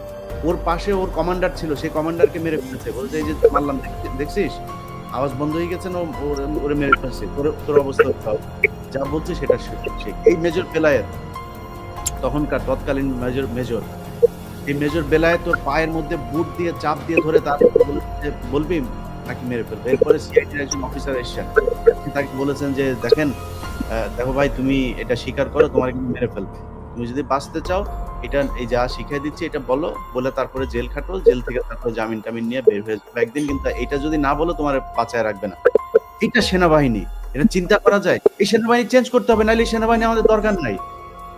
এটা 100% চেঞ্জ করতে হবে ভাই। এই সেনাবাহিনীতে এই দেশ রক্ষা হবে নাকি? তারা ভারতের কথায় তার নিজের সহকর্মীদেরকে গুলি করে হত্যা করে, এটাতে আমরা কি করব? আমরা সেনাবাহিনী বিদেশি, আমরা সেনাবাহিনীর সবচাইতে সেনাবাহিনীর প্রেমিক, আমরা সেনাবাহিনীকে সর্বোচ্চ সম্মানের জায়গায় দেখতে চাই। যারা মারা গিয়েছে তাদের পরিবারের প্রতি আমরা সবচেয়ে সহানুভূতিশীল। আপনি বিশ্বাস করবেন বিডিআর যারা জেলখানায় আছে, যারা জেল থেকে বেরোচ্ছে, তাদের পরিবার, এই এখনকার যেই ভারতের পাঁচাটা দালাল, এই সেনাবাহিনীর চাইতে বিডিআর এর পরিবার সেনাবাহিনীর পরিবারের প্রতি বেশি সহানুভূতিশীল, বেশি সংবেদনশীল। তারা তাদের অফিসারদের জন্য কান্না করে, আমার সাথে কথা বলতে যে কান্না করছে যে স্যারকে আমি বাঁচাইতে পারি না, স্যার আমাকে অনেক আদর করতো, মায়া করতো। এই হচ্ছে সেনাবাহিনী। আর এই সেনাবাহিনীর শহীদ পরিবারের একাংশকে এজেন্সি কিনে ফেলছে, তাদেরকে দিয়ে অ্যাসোসিয়েশন করতেছে, তাদেরকে দিয়ে এই বিডিআর এর যারা নিরীহ সৈনিক, যারা অপরাধ করে নাই, প্রমাণ হয়েছে, তারা 16 বছর জেল কাটার পরেও তাদের মুক্তির জন্য কেন কথা বললাম, আপনাকেও এটার জন্য দোষারোপ করছে, আমাকে হাসিনকেও দায়ী করা হচ্ছে যে আমাদের নিশ্চয়ই কোনো আল্টেরিয়ার মোটিভ আছে যে জন্য আমরা সৈনিকদের পক্ষে কথা বলছি। বাট আমাদের কথা বলার উদ্দেশ্য হচ্ছে যে কেউ নিরপরাধ প্রমাণিত হবে তাকে অবশ্যই ছাড়তে হবে। আইনে যদি তার মুক্তি অ্যালাউ করে তাহলে তাকে বাইরে বেরিয়ে আসতে হবে। যে সত্যিকার খুনি তাকে আমরা প্লেনে চড়িয়ে সুন্দর করে বিদায় দিলাম, এখন যারা আশেপাশে ছিল ছাগলের 3 নম্বর বাচ্চাগুলোকে নিয়ে আমি ফাঁসির আসামি বানাইছি, এটা তো হইতে পারে। কথা বলি, বলো। এই যে নুরুল ইসলাম সাহেব মারা গেলেন, উনি আমার সুবিধার ছিলেন, গফরুল মল্লিক আমার সুবিধার ছিলেন, দুজনে আমার খুব ভালো, মানে বেস্ট পসিবল এসিয়া দিয়ে দুজনকে। নুরুল ইসলাম সরাসরি পক্ষে নেওয়ার জন্য সেনাবাহিনী মারা গেছেন, গফরুল মল্লিক তার বাসায় কিন্তু একটা অফিসারকে রাখছেন। এখন আমরা কি হয়েছে, 4-5 জন সন্ত্রাসী বা ছিনতাইকারী যদি কোথাও ডাকাতি করে, 2 জন অ্যাক্টিভ থাকে, বাকি 3 জন থাকে বাঁচানোর জন্য, এবং যদি ধরে ফেলে তারা তাহলে মারধর করে তাকে সেভ করে নিয়ে যায়। এখন যদি গফরুল মল্লিক তারা মারতেই চাইতো ওই অফিসারকে, বাসা নিয়ে তো রাখতো না, বাসা নিয়ে তো তার বিরিয়ানি হইতে পারবে না। এই আইকিউ যদি না থাকে অফিসারের, আমি কি বলবো, তাকে নিয়ে কি সে নিজে মরবে নাকি? এত বড় মব খেপে গেছে, এখন এই লোক মানে তাকে বাসা নিয়ে রাখার জন্য সে এখন বিপদে, তা সে ঘরে বসে পরিকল্পনা করছে। কি পরিকল্পনা হয়েছে? পরিকল্পনা তো যুদ্ধ ওই তোমাদের ঘটনা ঘটার আগেই হয়ে গেছে, তার তো বুঝাতে পারতেছি না, সে সেন্টিমেন্টেড। তোমার যা হওয়ার হয়েছে, বেঁচে তো গেছো, সত্য ঘটনা বাই করি, সত্য ঘটনা কোথায় পাবো? যারা জেলখানা আছে তারা সেখানে। ভাবিদেরকে যদি 100টা করে যদি আপনি বিল্ডিং দেন, ফ্ল্যাট দেন, ক্ষতিপূরণ শেষ হবে না, অপূরণীয়। কিন্তু মূল যে অপরাধী পরিকল্পনাকে দায়ের করতে গেলে তো আমাকে আসল জায়গায় আঘাত করতে হবে, সেটা একমাত্র এই তাপস সব বিদেশি। এই স্বল্প সময় করতে গেলে সেটা জেলখানায়। ওই ধারাটা পরিবর্তন না করে জেলখানা ওই লোকটাকে এনে আমি ব্যয় করতে পারতেছি না। এখন যত চিল্লাচিল্লি করুক আদমি, স্যার আমি এখানে ছিলাম, কেউ যদি না বলে সে এখানে ছিল না, তাহলে প্রমাণ করতে পারবেন না আদালতে যে আপনি আয়নাঘরে ছিলেন। স্যার বুঝতে পারছেন আমার কথাটা? অবশ্যই অবশ্যই। আর মানে একই কেস, আর বাকি যারা কাছে তার একই case. That should be I witness লাগবে, তাহলে ক্যাপিটাল পানিশমেন্ট হবে না। আজকে পরিকল্পিতভাবে আমাকে নেওয়া হয়নি ওখানে, যতই নয় সই করুক, আই এম ক্লিয়ার, কারণ তো ফৌজদারি কার্যবিধি ভালো বুঝি আমি। সেই এই বিডিআর দেশে কেসে কি কোনো সেনা পাঠিয়ে বিবেকবান নাই ইলিয়াস ভাই? এই দেশে কি এমন কোন বিবেকবান নাই? সব মানে উপদেষ্টা পরিষদে কেউ নাই যে এই বিষয়টা রিয়েলাইজ করবে যে ষড়যন্ত্রটা কোথায় চলতেছে? আমরা এখন এই 6 মাস 7 মাস পরে আমাদেরকে এই ষড়যন্ত্রের মধ্যে পড়তে হবে যে এখনো পর্যন্ত আমরা প্রকৃত এই গুম খুনের মতো প্রতিশোধের মানে অপরাধের আমরা শাস্তি যাদের দিতে চাই তাদেরকে আমরা আইডেন্টিফাই করার জন্য এখন আইনের ফাঁক ফোকরের মধ্যে তাদেরকে রেখে দিচ্ছি। এটা কি গ্রহণযোগ্য হতে পারে? আর এখানে বলা হচ্ছে বিডিআর এর একই রকম ঘটনা। ওখানেও কিন্তু যদি সাক্ষী কেউ যদি না বলে যে হ্যাঁ আমি অমুককে দেখেছি, আমি রাজনৈতিক নেতৃবৃন্দ বা অমুক অফিসারকে দেখেছি, সে আলাপ করছে এই বিষয়টা নিয়ে, ততক্ষণ পর্যন্ত আমি সাক্ষী দিতে পারবো না, তাকে কোনো শাস্তির আওতায় নিতে পারবো না। অথচ সেই সাক্ষীগুলোকে আমরা জেলে রেখে আমি আইন করতেছি, টার্মস অফ রেফারেন্সে লিখতেছি যে এদেরকে জিজ্ঞাসাবাদের আওতায় আনবো। আবার এখন না এখানে আবার একটা পার্টিকে এখান থেকে বলা হচ্ছে যে লিস্ট করে নাকি মারা হয় নাই, গণহারে মারা হয়েছে। তাহলে কিছু অফিসারকে দেখা মাত্র গুলি করা হয়েছে, কিছু অফিসারকে ধরে নিয়ে কোয়ার্টার গার্ডে রাখা হয়েছে, কিছু অফিসারকে সৈনিক লাইনে নিয়ে রাখছে। এই সৈনিক লাইনে সৈনিকের বাসায় এরা কারা? They are part of the conspiracy. Colonel মুজিবকে ভুল করে মারা হয়েছে স্যার। আমি জানি না, তার উনি তো প্রথম বইয়ে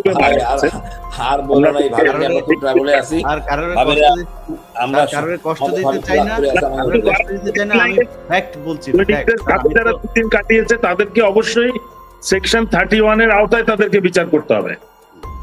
বাংলাদেশ আর্মি অ্যাক্ট সেকশন 31 এবং এটা কখনো তামাদি হয় না, এটার মধ্যে লেখা আছে যে এই বিচার 100 বছর পরেও করা যাবে। সুতরাং এটা করতে হবে। এই 44 রাইফেল ব্যাটালিয়নের সিও কে শামসকে তার অফিসার 4টা, তারা 4 জনে মিলে জীবিত বেরিয়ে এসছে এবং তারা রীতিমতন যমুনাতে কথাবার্তা বলছে সারাদিন, 2 দিন ধরে তারা কথাবার্তা বলছে। ওই সময়ের যে বক্তব্য, কর্নেল শামসের যে বক্তব্য, তিনি যে হাস্যরসাত্মক ভাবে বক্তব্য দিচ্ছেন, মনে হচ্ছে যেন মানে বিশাল একটা অ্যাচিভমেন্ট হয়ে গেছে। 57 জন অফিসার যে নাই, এটা তার মনে কোনো রিগ্রেশনও নাই, কোনো মানে ডেডনেসও নাই, কোনো কিছুই নাই। সে এসে প্রধানমন্ত্রী বিরাট এক কাজ করেছেন, সাধারণ ক্ষমা ঘোষণা করে, এতে আমরা বেঁচে এসেছি, না হলে আমরা বাঁচতে পারতাম না। ওটার মধ্যে সে কতগুলো মেসেজ দিয়েছে, কিন্তু মেসেজ দিয়েছে হচ্ছে যে 11টার মধ্যে সব হত্যাকাণ্ড শেষ হয়ে গেছে, 11টার ভিতরে সব ঘটনা শেষ হয়ে গেছে। এটাও সে তাকে মানে বলে দেওয়া হয়েছে তুমি এই কথাটা বলবা, তুমি ভিতরে ছিলা, তুমি বলবা 11টার মধ্যে। কিন্তু সে তো একা সাক্ষী না, ষড়যন্ত্রকারী সে তো একা, আরো তো ভালো লোক ভিতরে ছিল যারা প্রকৃত ঘটনা বের করছে, কখন কিভাবে কাকে ধরে ধরে কোথা থেকে খুঁজে মারা হচ্ছে, এই জিনিসগুলো ওরা খুঁজে নাই। যাই হোক, আমরা সেই বিষয়গুলো অবশ্যই সামনে চলে আসবে এবং যারা আসবে এদের ছেলে মেয়ের বাচ্চা টাচ্চা যারা যেখানে আছে, আপনারা তাদেরকে চিনা রাখেন, এদেরকে দেখলে থুতু দিবেন, এদেরকে সামাজিক ভাবে প্রচন্ড রকমের অপমান ইলিয়াস ভাই, জি, যত ইন্টারনাল সিকিউরিটি হয় এর দায়িত্ব হোম মিনিস্ট্রি। র্যাব হলো হোম মিনিস্ট্রি আন্ডার একটা বাহিনী। র্যাব গেটে ছিল এবং গুলজারের সাথে কথা বলতেছিল 2টা সিও, তাকে ঢুকতে দেয় নাই। কে দেয় নাই? র্যাবের এডিজি কর্নেল রেজানুর, উনি জেনারেল হয়েছেন পুরস্কৃতভাবে, বল ফেলে বেড়াচ্ছেন, কিন্তু সেনাপ্রধান চোখে দেখেন নাই ওনাদেরকে, এবং কমিশনও দেখতেছেন না, পাসপোর্ট শেষ করতেছেন না। মামুন খালেদ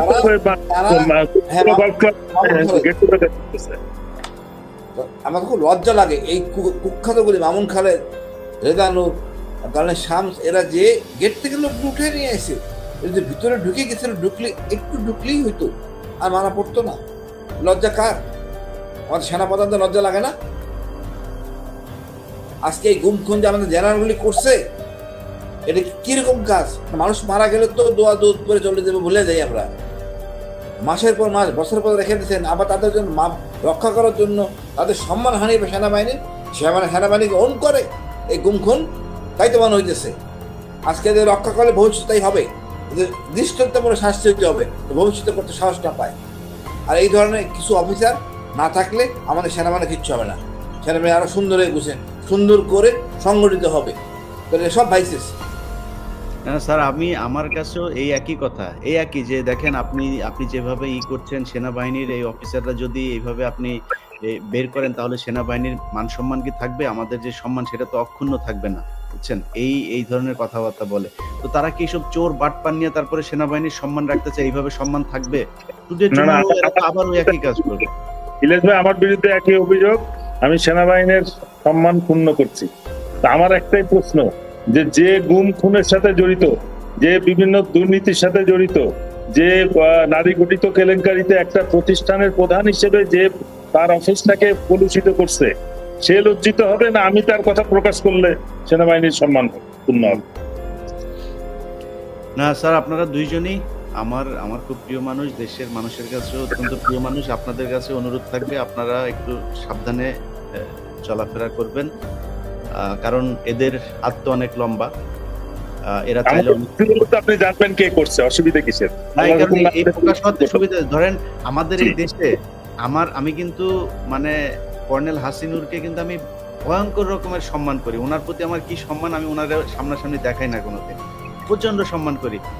উনি প্রথম ব্যক্তি, ওনার যে সাহস, উনি প্রথম ব্যক্তি যে যত কথাই বলুক, যত সেনাবাহিনীর যত অফিসার যত কথা বলুক, উনি প্রথম ব্যক্তি যে কিনা এই গুম খুন, এই আয়নাঘরের কথা আনে, এবং এমন একটা সময় বলে যেই সময় কেউ এটা বলা মানে এটা মুখ দিয়ে উচ্চারণ করাই বিশাল আতঙ্কের মনে করতো।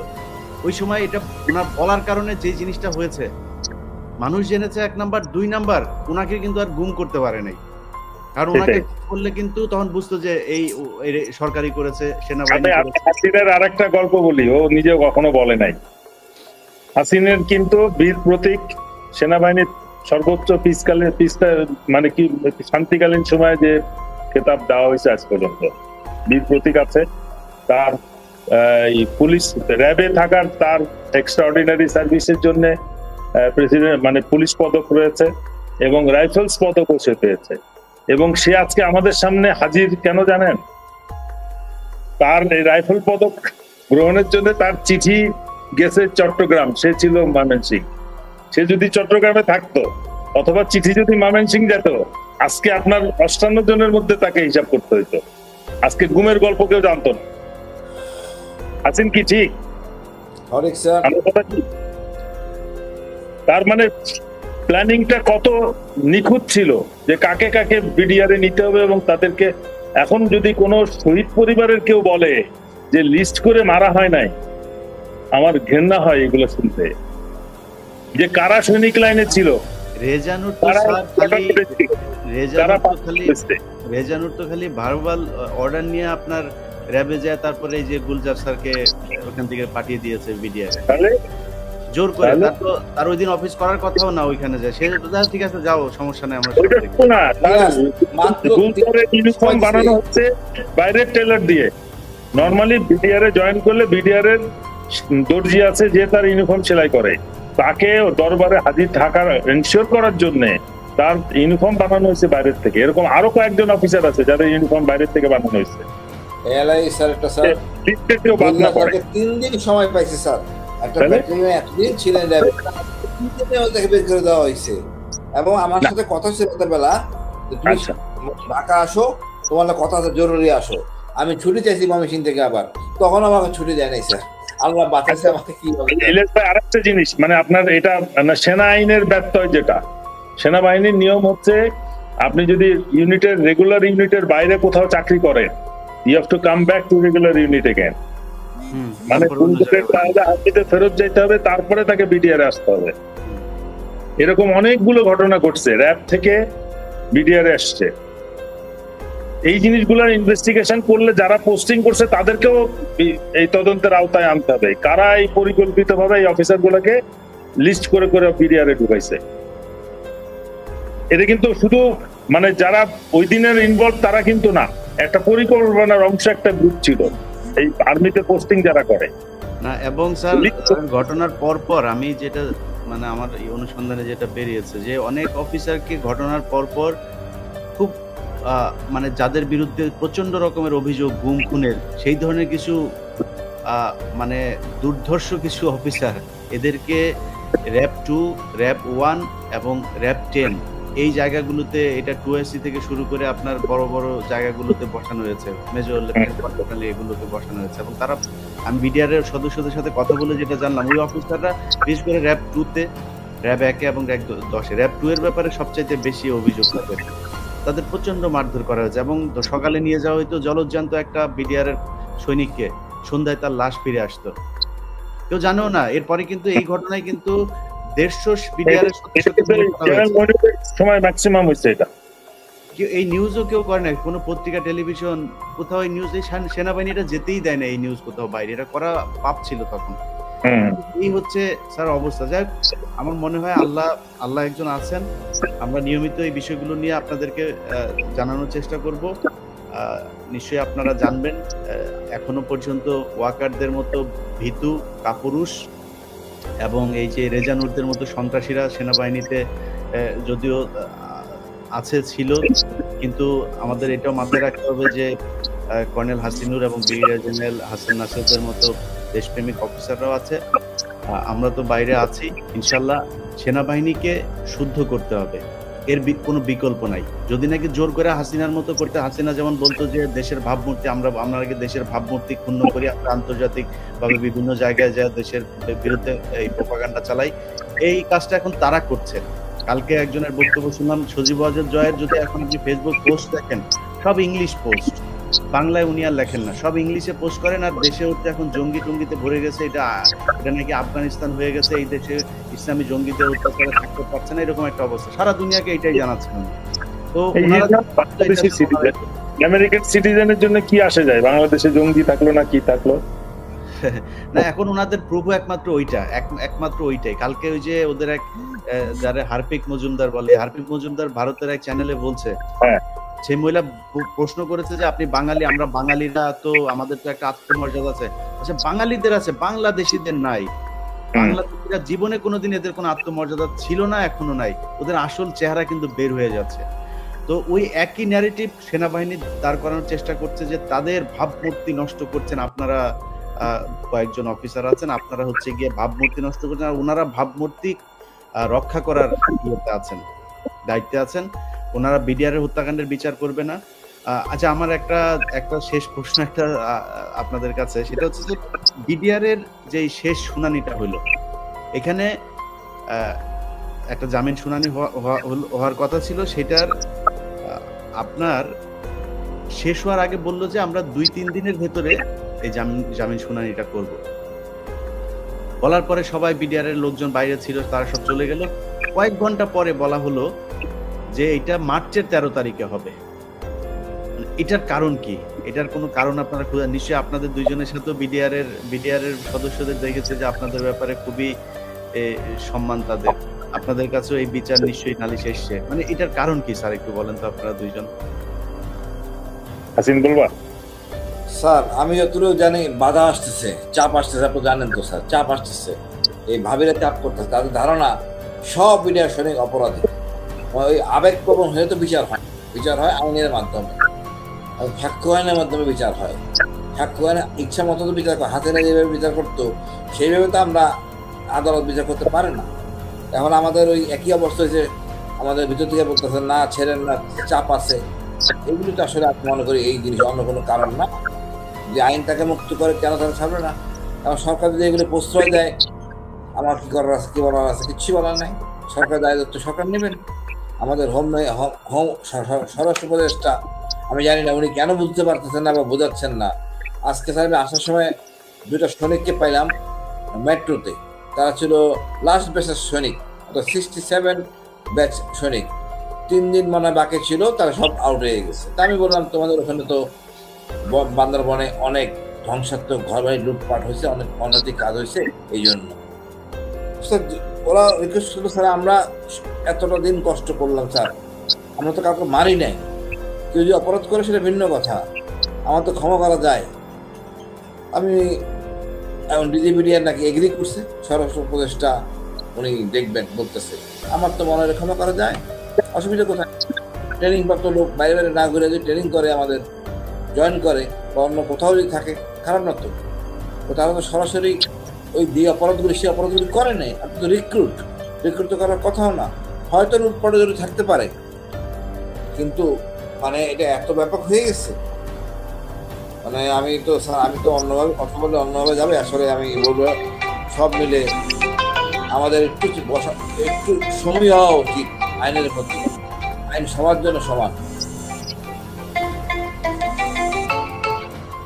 এটা আমার যেটা, আমি হাসিনের সাথে সম্পূর্ণ একমত।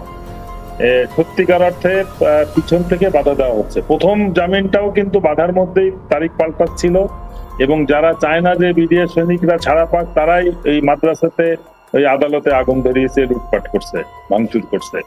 এবং এটা কিন্তু আর কেউ না, ওই শক্তি যারা বিচারের আওতায় আসতে চায়। এই বিচারটাকে মানে ওদের জামিনটাকে ডিলে করা বা বন্ধ রাখার জন্যই কিন্তু এই প্রচেষ্টাটা চলছে। তারপরে যে কোনো কারণে হোক, যেহেতু তারা শহীদ মিনারে অবস্থান নিয়ে একটা পরিস্থিতি সৃষ্টি হওয়ার আপনার অবদান প্লাস তাদের অবদান আমরাও একটু ভয়েস রেজ করছি, যার পরিপ্রেক্ষিতে ওই সিদ্ধান্তটা মানে ওভারকাম করা সম্ভব হয়েছে, পরিবর্তন করা সম্ভব হয়েছে যে না, তাদেরকে জামিন দিতে হবে। এবং যখন এইটা বিষয়টা প্রধান উপদেষ্টার কানে গেছেন তখন উনি বলেছেন যে পর্যায়ক্রমে যারা আইনের দৃষ্টিতে জামিনযোগ্য তাদেরকে জামিন দিতে হবে। এটাই কিন্তু আদেশ ওনার, clearance to the law adviser. এখন এর পরিপ্রেক্ষিতে কিছু হয়ে যদি আটকিয়ে যায়, তাহলে আমি মনে করি যে এটা law adviser and the agency and the invisible power যেটা চাচ্ছে না যে এরা ছাড়া পাক, এবং এরা ছাড়া পেলে কথা বললে যে আসলে প্রকৃত দোষীরা আরো কিছু আইডেন্টিফাইড হবে। এবং এগুলো করা হচ্ছে আনফরচুনেটলি কিছু শহীদ পরিবারকে ইনভলভ করে। এটা আমাদের জন্য কষ্টদায়ক। আমরা আমাদের কলিগের জন্য ফাইট করতেছি। আমার কিন্তু কোনো আত্মীয় নয়, আমার আমার আমার কোনো নিকট আত্মীয় না, কোনো ইয়েও, আমার just a colleague. 57 of them died। তার সেই পরিপ্রেক্ষিতে এবং জাতীয় স্বাধীনতা সার্বভৌমত্বের প্রতি হুমকি স্বরূপ একটা ঘটনা ঘটছে, এটার আমরা একটা প্রতিকার চাচ্ছি। এটার সাথে মিলে এটার পরবর্তীতে যে ব্যাকলাশটা হয়েছে, যে ব্যাপক সংখ্যক অফিসারকে বের করা হয়েছে, আমি কিন্তু ওইগুলো গ্রুপকেও কিন্তু আমি হাসিন মিলে আমরা স্পন্সর করছি। বাট আনফরচুনেটলি আমরা দেখলাম এই যে 7 মাস হয়ে গেছে প্রায়, একজন অফিসারকেও বিন্দু মাত্র কোনো বেনিফিট দেওয়া হয় না, 2-1টা দালাল ছাড়া, এক্সপোজ দালাল, যাদের প্রকৃত অর্থে বেনিফিট পাওয়ার কথা না তাদেরকে দেওয়া হচ্ছে, আর আমাদেরকে ট্যাগ করা হচ্ছে। আমি হাসিন মিলে আমরা সব ঠিক করলাম যে চলো আমরা তাহলে রাওয়াতে একটা প্রোগ্রাম করি, যেখানে এই সংস্কার বা এই অফিসারদের যাদের প্রতি অবিচার করা হয়েছে তাদের বিষয়টা নিয়ে আমরা সার্ভিং যারা বাধা দিচ্ছে বা যারা মনে করতেছে যে আমরা কাজ ঠিক করতেছি না, চলো আমরা একটা খোলামেলা আলাপ করি। এই আমরা 15 তারিখে ডেট দিয়েছি। হতাশ করার ব্যাপার কি, আমরা রাওয়াতে যখন হল বুক করতে গেছি তখন ছোট হল আমরা চাইছি যে 200 ক্যাপাসিটির, আমাদেরকে দিছে যেটা 1000 ক্যাপাসিটির, বলে যে এইটা নিতে হবে 1,20,000 টাকা। 1,20,000 টাকা মানে কি, আমি বুক করলে আমার ছেলে মেয়ের বিয়ের অনুষ্ঠানে বিয়োগ করলে আমি একটা কনসেশন পাবো, ওইটাও নাই। বলে আপনার ছেলে মেয়ের বিয়ে হইলে আপনি কনসেশন পাবেন, নাইলে আপনি you are booking like a civilian. বলে তাই নাকি, 1,20,000 টাকা। এখন আমরা করতে পারি, বাট আমরা সাথে সাথে তখন সিদ্ধান্ত নিলাম না, আমরা তো সশস্ত্র বাহিনীর ভিতরে সমস্যাটা রাখতে চাই এবং তাদের সাথে খোলামেলা আলাপ করতে চাই যে আমরা যে অফিসারদের পক্ষে লড়তেছি তাদের কোনো যুক্তিসঙ্গত দাবি আছে কিনা, সশস্ত্র বাহিনীর সংস্কার প্রয়োজন আছে কিনা। আসেন আমরা সার্ভিং এবং রিটায়ার্ড মিলে বিষয়টা আলাপ করি। সেটাতে ডিজিএফআই আসতে পারে, এনএসআই আসতে পারে, আর্মি হেডকোয়ার্টারে যারা আমাদেরকে বাধা দিচ্ছে, বিভিন্ন রকম আমাদের বিরুদ্ধে অপপ্রচার করে ডিসক্রেডিট করতেছে, তাদেরকেও আমরা ইনভাইট করতে চাচ্ছি যে আসুক, এসে তোমরা বলো যে কেন সংস্কার প্রয়োজন না বা কেন এই অফিসারদের দাবি যৌক্তিক কিনা। আমরা হাসিনের কেসটাই ধরি, একটা সার্ভিং অফিসারকে ধরে নিয়ে এসে জমটুপি পরে হ্যান্ডকাপ পরে মেজের মধ্যে ফেলে রাখলো। আর আমি এখন করতেছি কি, যাদের বিরুদ্ধে গুম, খুন, হত্যা, সব ধরনের অপরাধের অভিযোগ প্রায় নিশ্চিত, চক্ষুর সাক্ষী রয়েছে, তাদের জন্য আমি রিকোয়েস্ট করছি, এদের জন্য কি ক্যান্টনমেন্টে সাবজেল করা যায়? এরা কি এখান থেকে যে সাক্ষী দিতে পারে? যদি প্রমাণিত হয়, যখন কোর্টের রায় হবে তখন তারা জেলে যাবে। একজনকে কাস্টডিতে নেওয়া হয়েছে, উনি তো সুটকোট পরে আসেন সাক্ষী দিতে। আমরা এইগুলো দিয়ে জাতিকে কি মেসেজ দিচ্ছি? এই যে হাজার হাজার গুম খুন যাদের হয়েছে, এদের জন্য আমি কি মেসেজ দিচ্ছি? অথরিটি কি রেসপেক্ট এরা শো করবে এদের জন্য? যে আমরা এই পরিবর্তনটা কি শুধু হাসিনাকে উৎখাত করা, নাকি তার সাথে স্বৈরাচারী শক্তিকেও উৎখাত করা? আমরা কি করলাম, কি পেলাম? আমার এই প্রশ্নটা কিন্তু থাকছে সবার কাছে, আমার সার্ভিং কলিগদের প্রতি থাকছে, যে আমরা কোন দিকে we are heading towards what. এবং সেনাবাহিনীর একটা বিরাট অংশ আছে, তারা আঙুল একেবারে কড়া ফেলে দিছে এই ফেসবুকের মানে গ্রুপের মধ্যে পোস্ট দিতে যে সেনাবাহিনীর অবসরপ্রাপ্ত অনেক অফিসার মানে বিডিআর এর হত্যাকারীদের ছাড়ানোর জন্য ব্যস্ত হয়ে গেছে নিজেদের পপুলারিটির জন্য। এটা কিন্তু বাইরের রাস্তায় নামে না কখনো, এরা কখনো কথা বলে না, কিন্তু গ্রুপে কিন্তু আঙুল একেবারে মানে রক্ত বাইর করে ফেলছে পোস্ট দিতে। এইগুলোর থেকে আমাদের বেরিয়ে আসতে হবে। আমাদের ভিতরে কাউকে এবং প্রভোগ করে গ্রুপিং করে ফেলতেছে, এবং এই মিটিংটা আমরা করতে পারছি না। এখন আমি বলে আসছি আজকে যে আমরা যদি সত্যিকার অর্থে রাওয়া যদি কোঅপারেট না করে, আমরা প্রেস ক্লাবে যাবো আবার। রাওয়াতে প্রোগ্রাম করলে এটা সশস্ত্র বাহিনীর ইন্টারনাল বিষয় হচ্ছে, প্রেস ক্লাবে গেলে এটা কিন্তু জাতীয় বিষয় হয়ে যাবে। এই জিনিসটা আমরা বোঝাইতে পারছি না যে আমরা চাচ্ছি সেপ্টেম্বর 1 তারিখ থেকে আমরা চাইছি যে এটা সশস্ত্র বাহিনীর ভিতরের বিষয় হিসেবে বিষয়টা সুরাহা করা হবে, কিন্তু সেটা ব্যর্থ হলাম, আজ পর্যন্ত ব্যর্থ হয়েছে। সমস্যা নেই স্যার, এটা মিডিয়াতে আসা দরকার আছে, সবকিছু মানুষকে জানতে হবে যে কি হলো। কর্নেল হাসিনুর কিছু বলবেন? না, আমরা তো অনেক শালীন, এই জিনিসগুলি বহু আগে বলছি। এটাও যদি ফেল করে, উপদেষ্টা জানেন আমাদের কিচ্ছু করার নাই, আমরা সকল অ্যাম্বাসেডারদের দাওয়াত দিব, তারপরে আর একটা করবো। ইজ্জত সম্মান দেখি কিভাবে থাকে, যদি সম্মান রক্ষা করতে না পারেন আমাদের কিছু করার নাই, পরিষ্কার। আপনারা তো আমাদের সম্মান দেখান নাই, সৈনিক দিয়ে আমাকে মারছেন, ফেলে রাখছেন। আমি তো না, হাসিন প্রচুর লোককে কাজগুলি করছেন, আপনারা কি করেন নাই। এখন আপনারা এই এত আইন কানুন বাই করছেন, এটা মানা যাবে না। আপনাদের মঙ্গলের জন্য করতেছি, আপনার ক্ষতিগ্রস্ত না হন, আমার জন্য না। এই জিনিসটা উনি বুঝতে যাচ্ছেন না, আমরা দুঃখিত হওয়া ছাড়া কিচ্ছু করার নাই। জি, সেনাবাহিনীর কর্মকর্তা যারা আছেন তাদেরকে কিছু কথা বললে আমি শেষ করি। সেটা হচ্ছে যে আপনারা সম্মানের কথা বলছেন, আমরা আসলে আপনাদেরকে সম্মান করি, এবং সেনাবাহিনীর এই পোশাকটাকে মানুষ প্রচন্ড আবেগের জায়গায় রাখে। আমরা 5 তারিখেও দেখেছি যে সেনাবাহিনী যখন কিনা আমাদের পক্ষে এসে দাঁড়িয়েছে তখন কিন্তু দেশ স্বাধীন হয়েছে। সে মুক্তিযুদ্ধ থেকে শুরু করে এই পর্যন্ত সবখানে সেনাবাহিনীকেই একটা ইনিশিয়েটিভ নিতে হয়েছে। এটা 111-ও দেখেছি, সবসময় এই একই ঘটনা ঘটেছে। ইভেন এরশাদের সময় আমরা যতটুকু, আমি তখন মানে একদম আমার কিছুই মনে নাই, তখনও যেটা পড়াশোনা করে যতটুকু জেনেছি যে সেনাবাহিনীকে এরশাদের কাছ থেকে সরতে হয়েছে, তারপরে এই দেশটা স্বাধীন হয়েছিল। যাই হোক, তো আমরা এখনো আপনাদেরকে পাশে চাই, আপনাদেরকে ছাড়া কোনো কিছু সম্ভব না। আপনারা চাইলে আবারও সেই ইন্ডিয়ার ভেতরে ঢুকতে পারেন, যে 15 বছর যেভাবে আমাদের এই দেশটাকে ঢুকিয়ে রেখেছিলেন। আমরা সেটা চাই না, কিন্তু আপনারা যে কথাগুলো বলছেন যে আজকে আপনাদের সম্মানের কথা চিন্তা করে এসব বলা যাবে না। শুধু একটা কথা বলি, বিডিআর এর হত্যাকাণ্ডে শুধু যে একটু বিশৃঙ্খলা হয়েছে তা না, এখানে অসংখ্য মানুষের জীবন গিয়েছে। আপনারা তো শুধু 57 জন অফিসার, প্রতিটা জীবনের মূল্য অনেক। এই 57 জন অফিসারের পরপর কত বিডিআর এর সৈনিক, প্রায় 149 জন বিডিআর এর সৈনিককে একদম মেরে ফেলা হয়েছে, একদম স্ট্রেট মেরে ফেলা হয়েছে। মসজিদের পেশ ইমামকে আপনারা বাঁচতে দেন নাই, তাকে পর্যন্ত মেরে ফেলেছেন। কেন? যাদেরকে আজকে বলা হচ্ছে যে 1 নম্বর আসামি, 2 নম্বর আসামি, 3 নম্বর আসামি, তাদের কথা আমি এখন অনেক মেজর ক্যাপ্টেনের কাছে শুনছি যে তাদের জীবন বাঁচিয়েছে এই 1 নম্বর, 2 নম্বর, 3 নম্বর আসামিরা। মেজর কামরুজ্জামান নিজে বলছেন যে তাকে ডিএডি তৌহিদ বাঁচিয়েছে। তো আপনি এখানে যে তাদেরকে আসামি বানিয়েছেন, আমরা তো তাদেরকে দেখছি যে তারাই নিষ্পাপ। এখন নিজেদেরকে নিষ্পাপ বানাতে গিয়ে নিষ্পাপ মানুষকে আসামি বানিয়েছেন, কিন্তু এটা আসলে আলটিমেটলি একটা খারাপ জায়গায় গিয়ে দাঁড়াবে। আমরা সেনাবাহিনীকে সম্মান করতে চাই। আবারও বলছি, আপনারা যত বেশি প্রেশার ক্রিয়েট করবেন আমাদেরকে তত বেশি মানে এটার ব্যাপারে আপনাদেরকে মানুষের কাছে আপনাদের চরিত্রটা তুলে ধরতে হবে। যেমন একটা জিনিস, বিডিআর এর পিলখানায়, আমি এই কথাগুলো এখানে বলছিও না এবং আমি বিশ্বাস করি আমাকে কখনো বলতে হবে না, কিন্তু বলতে যেন বাধ্য না হই যে পিলখানার ঘটনা শুধু পিলখানার দিনই না, এখানে পরিকল্পনা হয়েছে, বিশাল একটা পরিকল্পনা। কিন্তু বিডিআর এর সৈনিকদের কিন্তু কিছু ক্ষোভ ছিল এবং খুব ভ্যালিড কিছু ক্ষোভ ছিল। 600 কোটি টাকা নিয়ে বিমানবন্দরে কে আটক হয়েছিল, সেই 600 কোটি টাকা নিয়ে মইনু আহমেদের সাথে কক্সবাজারে যে মিটিং টিটিং কারা করেছিল, এগুলো কিন্তু সব এখন আমাদের কাছে, যারা এখন এতদিন বলতে পারেনি তারা সব জানিয়েছে। এগুলো যদি সামনে আসে তখন আপনারা সেনাবাহিনী মুখ দেখাইতে পারবেন।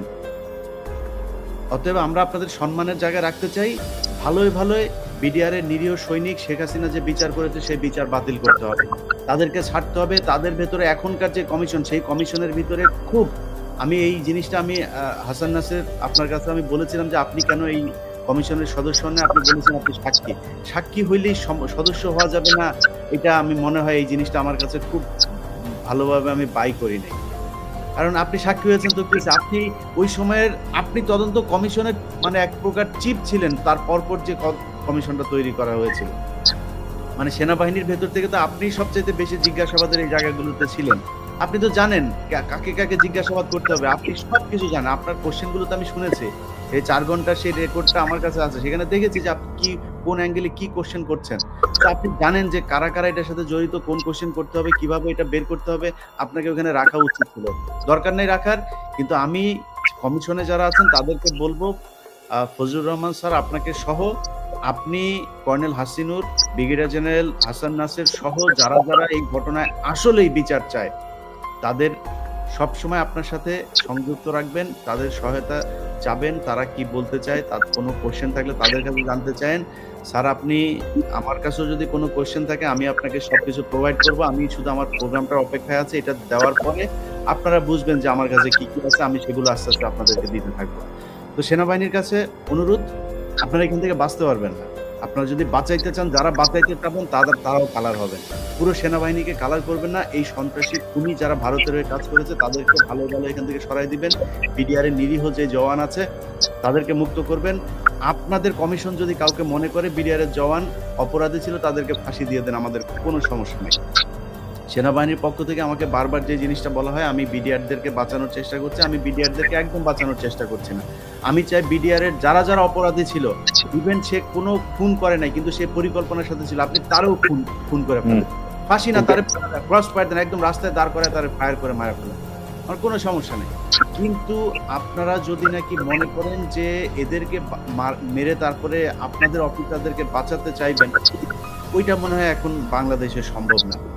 আপনাদের সেনাবাহিনীর অফিসাররা 2 জন আমার সাথে বসে কথা বলছে, এই ওয়েতে এই ভঙ্গিতে বাংলাদেশের সেনাবাহিনী কখনো সেনাবাহিনীর ব্যাপারে বাংলাদেশের ইতিহাসে কখনো কোনোদিন বলেনি, এখন বলছে। অতএব সময়টা আপনাদের পক্ষে নাই, আপনারা যত চেষ্টা করবেন তত আপনাদের সমস্যা হবে, এইটুকুই বলবো। আপনারা কিছু বললে আপনাদের কথা শুনে শেষ করবো। ধন্যবাদ।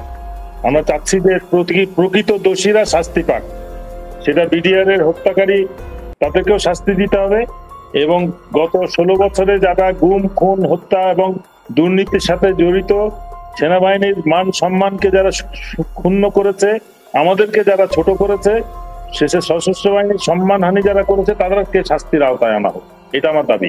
আমি সেনাবাহিনীর মান ক্ষুণ্ণ করছি না, আমি সেনাবাহিনীর সুনামটাকে ফিরিয়ে আনতে চাচ্ছি। ইলিয়াস ভাই, আমরা চরমভাবে অতিষ্ঠিত শেখ হাসিনার জন্য। উনি আজে বাজে বক্তৃতা দিয়ে যাচ্ছেন এবং ভারতে বহাল তবিয়তে আছেন। ভারতীয়রা যারা বাংলাদেশে আছেন তারা তো বহাল তবিয়তে থাকতে পারে না, তাদের জীবনটা একটু কষ্টকর করে ফেলি, তাদের বাসা ভাড়া না দেই, এবং এই এমবেসিটা কোনো কাজ করছে না, ঘেরাও করার ব্যবস্থা করি। একটু চিন্তা ভাবনা করবেন যাতে তার প্রেশারে থাকে, হাসিনা যেন আবল তাবল না বলে। এটা দিয়ে আমি আমার বক্তব্য শেষ করছি। আচ্ছা, সব শেষ। আমি একটা কথা বলতে ভুলে গিয়েছি, প্রিয় দর্শক, আপনাদেরকে একটা কর্নেল হাসিনুর কিছু বক্তব্য দিয়েছে, সেই বক্তব্যগুলো নিয়ে হয়তো আপনাদের অনেকের আমি 2-1টা কমেন্টও পড়লাম। দেখেন, ব্রিগেডিয়ার আজমি সম্পর্কে যেটা বলা হয়েছে যে ওনাকে বিরিয়ানি খেতে দেওয়া হয়েছে, এই কথাগুলো কিন্তু কর্নেল হাসিনুরের না, এটা আমরা জনাব আজমির কাছ থেকেই শুনেছি যে উনি বলেছেন যে আমি যা যা খেতে চাইতাম আমাকে খাবার দেওয়া হতো, ওনার সাথে যথেষ্ট মানবিক আচরণ করা হতো। কিন্তু ব্রিগেডিয়ার আজমিকে মানে বিরিয়ানি নাই, পৃথিবীর সবচাইতে সুস্বাদু বেহেশত থেকেও যদি খাবার নিয়ে এসে একটা ঘরের ভেতরে 8 বছর 10 বছর আটকে রাখা হয়, তার কিন্তু মানসিক সমস্যা, এবং সেই সহানুভূতিটা কিন্তু কর্নেল হাসিনুরেরও আছে। এবং আপনারা জানেন যে কর্নেল হাসিনুর এই যে ব্রিগেডিয়ার আজমি সহ যারা বের হয়েছেন, এই বের হওয়ার পেছনেও কিন্তু কর্নেল হাসিনুরের অবদান আছে। এখানে অনেক সেনাবাহিনী officer, brigadier general Hasan Naser সহ অনেক অফিসার এটার পেছনে কাজ করেছেন। এমনকি আমি যতটুকু জানি যে মেজর দেলোয়ারও এটার সাথে কোনোভাবে সম্পৃক্ত ছিলেন। তো এই আমেরিকাতে আছেন, অনেক অফিসার আছেন, কর্নেল মুস্তাফিজ, দেলোয়ার, মেজর জাকির, অনেক কর্মকর্তা, তারা সবাই ছিল। ওনারাও কিন্তু ব্রিগেডিয়ার আজমির ব্যাপারে অত্যন্ত সহানুভূতিশীল এবং তার প্রতি সম্মান আছে। কিন্তু আমি যেটা মনে করি যে ব্রিগেডিয়ার আজমি স্যার উনি এখনো পর্যন্ত আসলে যেই মানসিক যে ট্রমাটা সেখান থেকে উনি বের হয়ে আসতে পারেন নাই। ওনার যেই ধরনের আমি বলবো যে সরকারের কাছে আমার কাছে মনে হয়েছে যে ওনাকে কিছুটা সহজ হয়েছে ওনাকে নিজেদের আয়ত্তে আনতে, যেই কারণে ওনাকে নিয়ে যাওয়া হয়েছে এবং ওনাকে খুব বেশি প্যাট্রোনাইজ করা হচ্ছে। ওয়াকার এটা একটা দিয়েছে। ইলিয়াস ভাই, জি, আমি বলতে চাচ্ছি যে কষ্টের মধ্যে জনগণ ছিল, এই কষ্টের কথা তো আজমি স্যার বলতে পারবে না। আমি বলছি ওই জায়গাটায় কষ্টের জায়গা তো আজমি স্যার দেখে নাই বা জানে না, এটা তো আমি জানি। এই কথাটা আমি বলতেছি, অন্য কিছু না। না কর্নেল হাসিন এই কারণে আমি অনেক কষ্টে, অনেক ভালো অফিসার, আমার খুব প্রিয় অফিসার, কত কষ্টের জায়গায় ছিলেন না। আমি জানি আমার সাথে আপনার যখন পার্সোনালি যখন আমরা ফোনে কথা বলি তখন আপনি কর্নেল কি বলি ব্রিগেডিয়ার আজমি সম্পর্কে আপনার যে সম্মান সেটা আমি দেখেছি। এই কারণে বিষয়টা পরিষ্কার করলাম। হয়তো যারা জামায়াত বিএনপি যারা করেন তাদের মধ্যে একটা কষ্ট তৈরি হইতে পারে যে কর্নেল হাসিনুর এইভাবে বললেন উনি বিরিয়ানি খেয়েছেন। আসলে ওনার ব্যাপারে ওনারও যথেষ্ট সম্মান আছে। এটা আপনাদেরকে এই ভুলটা ভাঙিয়ে নিলাম। যাক, আমরা দেশের মারুফজামানকে কিন্তু ফিজিক্যালি চরমভাবে টর্চার করা হয়েছে। সে আজকে তার অবস্থানে থেকেও সে অ্যাম্বাসেডর একজন, সে পর্যন্ত তাকে ডাকা হলো না। আমি কিন্তু রীতিমতো অবাক হয়েছি যে সে কেন দাও। হাসিন এবং মারুফজামান দুইজন আসলেই কিন্তু অনেক বেশি তথ্য আজকে প্রধান উপদেষ্টা জানতে পারতেন। তার মানে এটার পিছনে পরিকল্পিতভাবে একটা শক্তি কাজ করছে, যেন সঠিক তথ্য প্রধান উপদেষ্টাকে না জানানো হয়। আসিফ নজরুল সরকার সেনাবাহিনীর সহায়তায় যেটা করছে, আসিফ নজরুল সরকার আপনারা বলতে চাই সামনে অবস্থা আপনার জন্য বিএনপি থাপড়াবে, জামাত থাপড়াবে, পাবলিক তো আপনারা জেনে পায় ওইনে থাপড়াবে। সো খুব সাবধান আসিফ নজরুল, এখনো সময় আছে। জনগণ যা চায় ফেসবুকে ছোটখাটো পোস্ট দিয়ে সহানুভূতি নিতে চায়, লাভ নাই। ফেসবুকে আপনি পোস্ট দিলে 90% মানুষ আপনারা এখন ধুয়া ছাড়া দেয়। এটা দিয়ে পাস বুঝেন। 2 দিন পরে আমেরিকায় বাড়ি কিনতেছেন, আমেরিকায় এসে তারপরে থাকবেন সারা জীবন। আপনি আমেরিকায় সারা জীবন আরামে বসে থেকে খাওয়ার সুযোগ কই পেলেন, টাকা কই পেলেন? মানুষ এই কোশ্চেন রেজ করবে না? এই কোশ্চেনের জবাব আপনি কি দিবেন? সম্মান নিয়ে বাঁচতে পারবেন না সারা জীবন। এই জন্য আমরা চাই আপনারা জনগণের পালস বুঝেন, জনগণ কি চায় সেটা করেন। এই যেখানে যাকে দরকার তাকে নিয়ে যাইতে হবে, যেখানে যাকে কোশ্চেন করতে হবে তাকে নিয়ে যাইতে হবে। এটা না করে আপনি শাক দিয়ে মাছ ঢাকার চেষ্টা করবেন, এটা মনে হয় সম্ভব হবে না। কারণ ওয়াচ ডগের মতো আমরা কিন্তু এখনো পর্যন্ত বাইরে আছি। এবং বিশেষ করে বিডিআর এবং গুম হত্যা, এই যে এগুলো যে হয়েছে, এটার ব্যাপারে আমি কর্নেল হাসিনুর এবং ব্রিগেডিয়ার জনাব হাসান নাসের আমরা প্রতি সপ্তাহে একবার চেষ্টা করব যে আপনাদেরকে আপডেটগুলো জানানোর, দেশের সার্বিক পরিস্থিতি নিয়ে কথা বলবো। এখানে হয়তো আরো অনেক গুরুত্বপূর্ণ ব্যক্তিরা মাঝে মধ্যে যুক্ত হবেন, তাদেরকে নিয়ে আমরা আপনাদেরকে সব শেষ যা হচ্ছে দেশের চলমান ঘটনা প্রবাহ নিয়ে জানানোর চেষ্টা করব। সবাই ভালো থাকবেন, আল্লাহ হাফেজ। তো প্রিয় দর্শক, আজকের ভিডিও পর্যন্তই ছিল। দেখা হচ্ছে পরবর্তী কোনো আপডেট ভিডিওতে। সে পর্যন্ত সুস্থ থাকবেন, ভালো থাকবেন, আমার জন্য দোয়া করবেন। আসসালামু আলাইকুম রহমতুল্লাহি তাআলা ওয়া বারাকাতুহু।